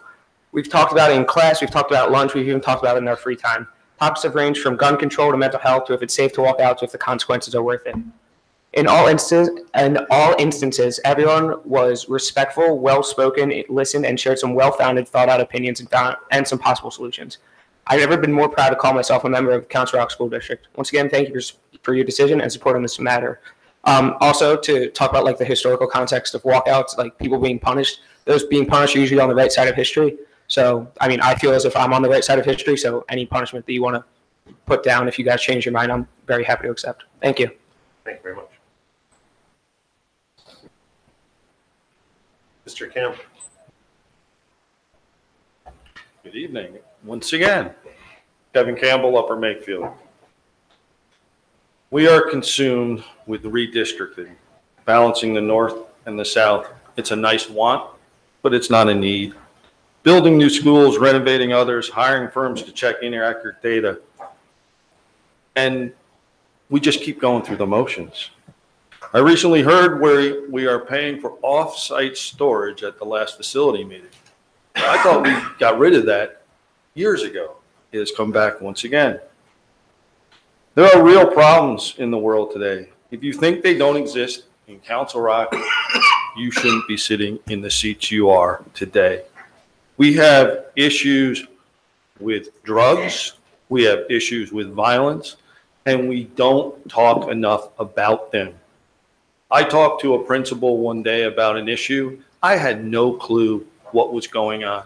Only a day after to find out that another school district was doing a seminar. But it wasn't Council Rock. We were behind the times and lacking, once again, bringing it to the forefront of our community. There's a saying in the Japanese philosophy, taking baby steps. It's a philosophy called Kaizen. We need to take more baby steps, and in some cases, we need to start running through some of the issues to bring us up to date. Is shelter in place our district policy, or is the acronym ALICE, alert, lockdown, inform, counter, and evacuate? I'm not sure which it is, but I know our material on the website is outdated. What additional security measures, since we've talked about safety so much tonight, are we instilling in the designs of our new schools? Have we hired a security council or consultant to come in and look at our designs? No, but we've hired a lot of other ones, not that I'm aware of. From a security measures. Mr. Grupp recently came up with the idea of ID badges at the last facility meeting. A phenomenal idea. ID badges today can lock down buildings, secure parts of that building, and evacuate students. But yet I haven't seen anything on the budgets. Mr. Taylor, when asked recently about security measure, was evasive, and for some reason needed to be.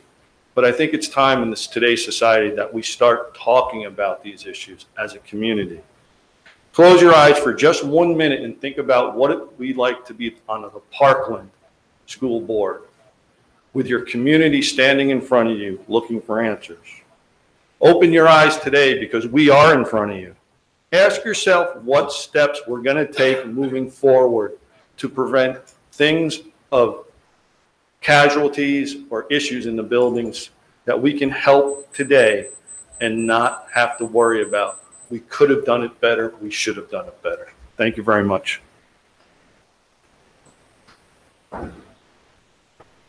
Nancy Carroll, Newtown Borough. I'm holding up the Act 34 booklet for Wrightstown. There's nothing in this that says our enrollment's going to grow and that we need more classrooms. As a matter of fact, we have a lot of empty classrooms very near Wrightstown, the school where we're going to put on $5 million worth of additions. Tonight, I was happy to hear that CR finally seems to be moving towards preparing students towards a digital world. And I also agree that we need this for another year at the elementary school. There's 5,000 students in elementary, and we're going to take 2 integration specialists up to the middle level where there's not even half that many students. I think we need to look at where we're putting our personnel. I was also upset at the Finance Committee meeting in February where we were told that the debt service is going to go up $600,000. We are spending so much money on building additions onto schools when we don't have the proof that it is where the additions are needed and if they are needed. I'm glad you're hiring the demographer, but I hope we get information on exactly where the students are going to either grow or not grow, because otherwise it's useless if you keep going down the path that you're going. Every student in Council Rock now has a seat. There's nothing that shows us that we need more seats than what we have. I think we need to slow down, take a step backwards, wait for the demographer report, and not keep pushing forward with the renovation at Wrightstown. And I'm very disappointed that there was no confidence that there would be 5 votes for renovation at Rolling Hills, and that we couldn't spend $40,000 to leave over $1 million on the table because we don't have confidence that there's 5 votes. That school, if it's going to be part of our district, needs a renovation. And it's also probably the one place that needs an addition. because we're taking kids next door from Rolling Hills, the Village Shires, and sending them up to Newtown, because the Newtown, Wrightstown kids are going back there. The whole thing is just absolutely crazy. You need to commit to slowing down and not spending any money till you have the data that supports the spending. Thank you. Yes. Hi, Liz Yass from Churchville. I have 2 boys in this school district and have had no issues with bullying, but recently I've heard many, many stories of kids who have been bullied by other kids. These stories absolutely horrify me. Parents have talked to principals and the administration, but nothing was ever done. I've also heard stories of teachers who have treated conservative kids differently than others. This is absolutely not right. This administration needs to get its act together and protect these kids from these bullies. I can't believe that this is happening in my school district. Thank you. That concludes public comment. We're open to board comment, board business, board comment.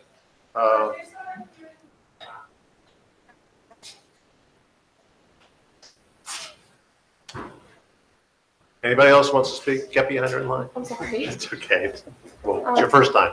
Yeah. Go ahead. Name and what town you live in. McKenna. I'm from Churchville. I really want to talk about the political stuff that goes on in our classrooms because a little louder. I want to talk about the political stuff that goes on in our classrooms because there is valuable class time, like entire class periods that are being taken just to talk about politics, preferably the left side.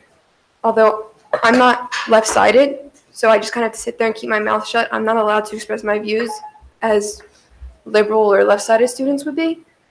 And, you know, we're just kind of told to just kind of like be quiet and like shoved under the rug in a way. And recently, like, you know, the hot topic has been gun control and the walkout. And the liberals especially like are all for it. And I wrote you an email about it about 2 weeks ago.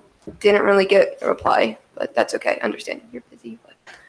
But just the fact that like the teachers, they're not educating on both sides of the spectrum. They're just mainly left-sided. And you know, I feel that that's wrong. And like, if you're teachers, you should be educating your students on both sides. So especially the walkout, like we were being told it's not political, it's not at all, but clearly it was. Like we had students earlier telling you that it was. Like there were students wearing garments that were political. And, you know, I stayed home just because my parents didn't feel safe even with me going to the walkout. And I don't want to be going to school feeling unsafe. Like, I even know there are certain doors in the building that I could walk out and walk back in with no problem. And that kind of scares me because anybody could do that. Anybody could just walk in the doors. And, you know, within the past year, our library at South had detectors put in for somebody who's going to steal a book, but we can't put metal detectors in our front doors. Thank you. Without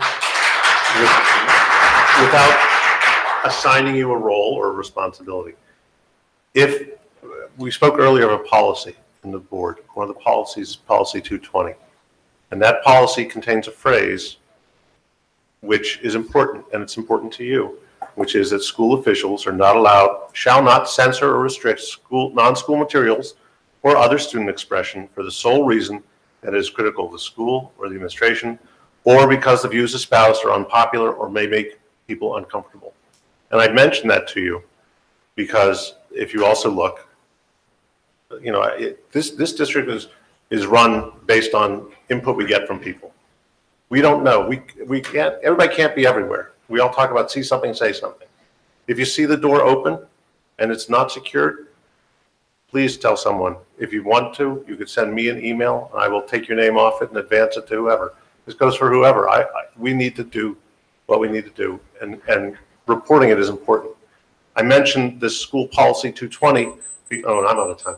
I mentioned school policy 220 because you have a right to appropriately express your opinions in class. There's also a policy in the school district around complaints. So I invite you to take a look at that. There's a hierarchy for doing that.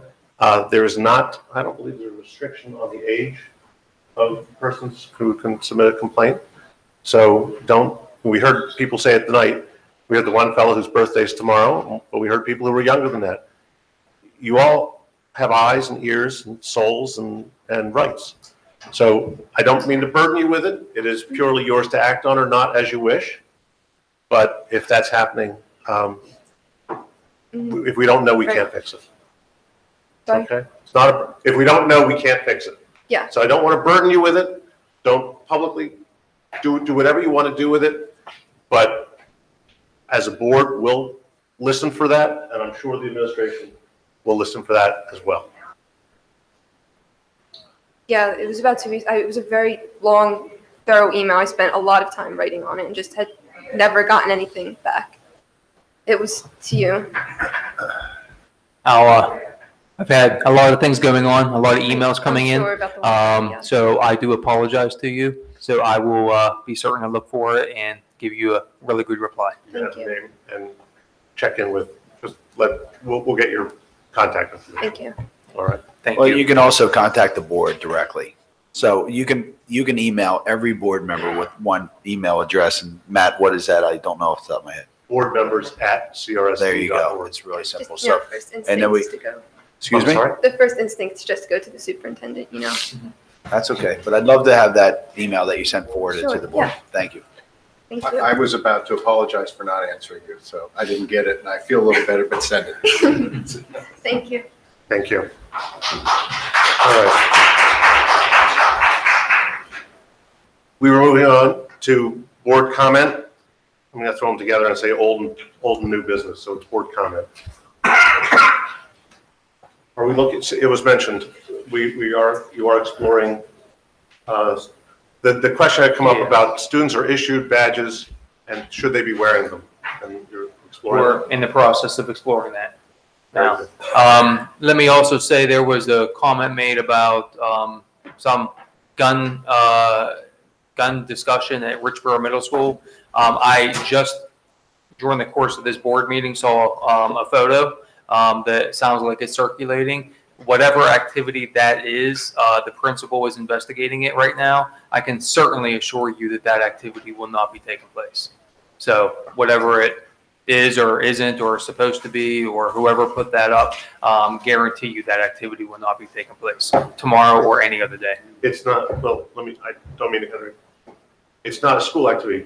People, just so we're aware, people can rent our buildings with insurance and everything else, and we need to rent it. So is it during school hours? Yeah, it was Okay, said fine. that it was during RA period. That's fine. I wasn't sure. I just wanted to be careful that he wasn't committing some, I'm sorry, but I just want to make sure we weren't overcommitting. Stand corrected. Are we in board comment? We are. Any other board comment? Go ahead, Wendy. No. Mike, go ahead first. I heard 420 multiple times tonight. Let's get in front of this one, and I'll leave it at that.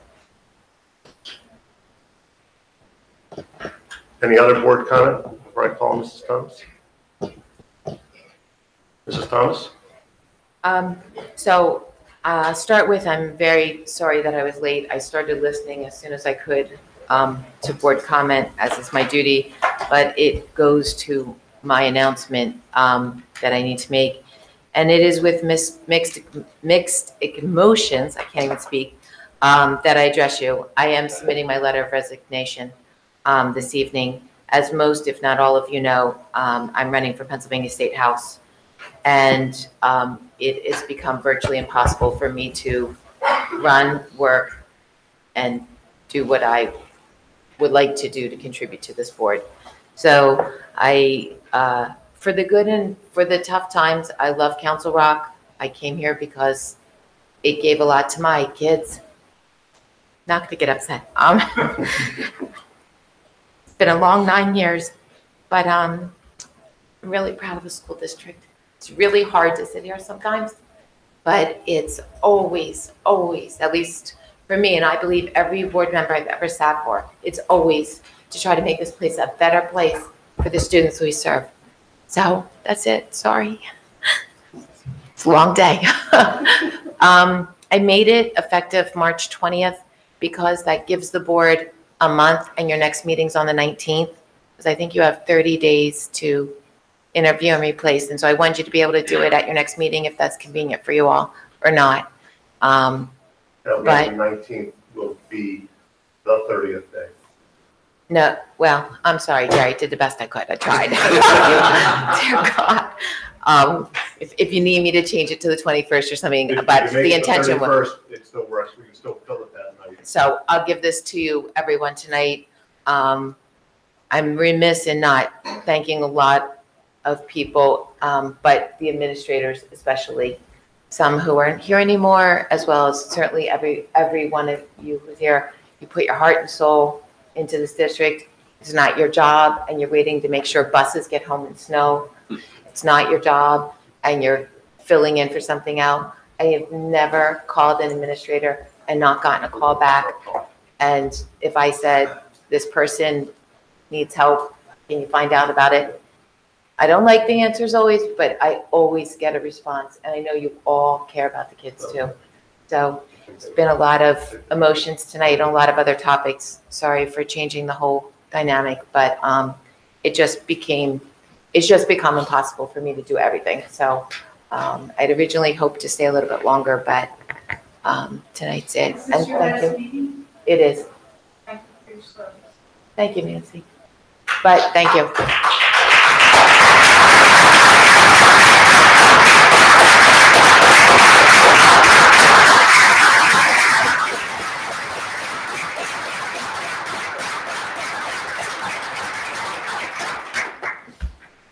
Well, maybe you'll come back and visit us in a different And office. stand Who in the knows? mic and Who wait knows? for your clock to beep 3 minutes. Yeah, just remember that on the stuff. Okay. The board, if the date of the board has 30 calendar days from the date that the seat is vacant. So this would mean that with Wendy's absence or beginning effective the 20th, the board will need to appoint someone by the April 19th meeting. So what we're going to advertise for this position is that persons who live in your voting region, and your voting regions are Northampton, 6, 7, 12, and 2. Northampton 6, 7, 12, and 2. We're going to advertise those and ask for persons who are interested to submit their letter of application to the board by the close of business Tuesday, April 3rd. This will give the board an opportunity to review those and also give us potentially an opportunity to have a special meeting if we have numerous candidates willing. Not that there's anything wrong with anybody who's already expressed an interest, but it's always more is always better. And we will need to approve or appoint a new person to take this role on April 19th or before. All right, so that's going to be accepting application. The letters of application will be submitted to the superintendent's office. They can be coming by email. Please issue a receipt. And that's by the close of business, 5 p.m. Eastern Time on April 3rd. We've given you the districts. We'll write it up. It'll be on the board website. It's going to be hard to fill your place. You know, you came as an appointment replacement, and you've been a wonderful board member. You've served as president 4 times. Two, vice president. Two. So I know we will miss you seriously, and we'll work through that. Good luck with what you do. Good luck in your political campaign. Mr. Block. This was intentional, right? So none of us had an opportunity to prepare a really fun going away piece. But in all seriousness, I've been on this board 4.5 years now. You never know what you're in for until you get here, and then you have a completely different perspective, and it takes you a long time to get up to speed, frankly. You, in my opinion, are the epitome of a great board member. You were tremendously helpful to me coming in. I enjoyed working with you in leadership. I will miss having you on this board. We have not always agreed, but what makes you great is that you can be very direct, and your ears are as good as in terms of listening as your mouth is when you're speaking. And I will always appreciate that. You are a great advocate for what you believe, and you've been a great board member for this district. So thank you on behalf of the district, and thank you from me. I will miss you. I will as well. You've been kind of a constant since I've been here, so congratulations, though, on your next endeavor. Thank you. We'll try an abstention. Any other board comments? I'll say something. So I'll miss you too, Wendy. And you know, certainly just like everybody around this table, we haven't agreed. But you know, Andy said pretty much all of it. But you know, you've always been someone I know that I'm going to get an honest answer from, and I know where your heart is, and your heart was always the good of the district, and I appreciate that. And I hope you, and I know you'll carry those traits to the State House. Good luck with everything. Thank you.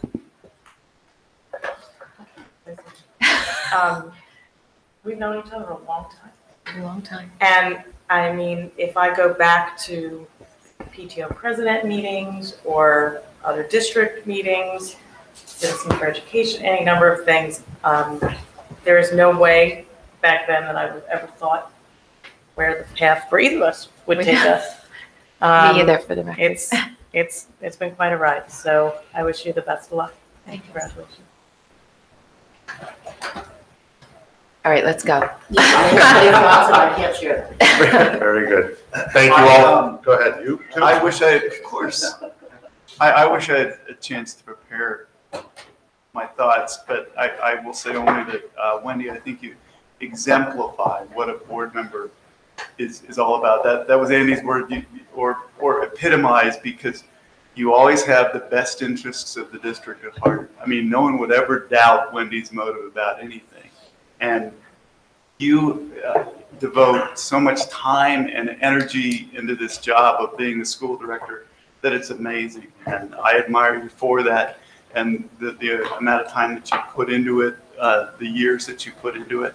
And, you know, coming onto the board, like Andy says, it takes a while to get up to speed, and it's a real challenge. And you were among the many people who were so welcoming and helpful. I'll always be grateful, and I wish you the best. Good luck. This has been a really tough meeting for Bob Reinhardt. He got a $25,000 check at the beginning of the meeting and was ecstatic, and less so at the end of the meeting. So. I'm going to miss her more than you guys are.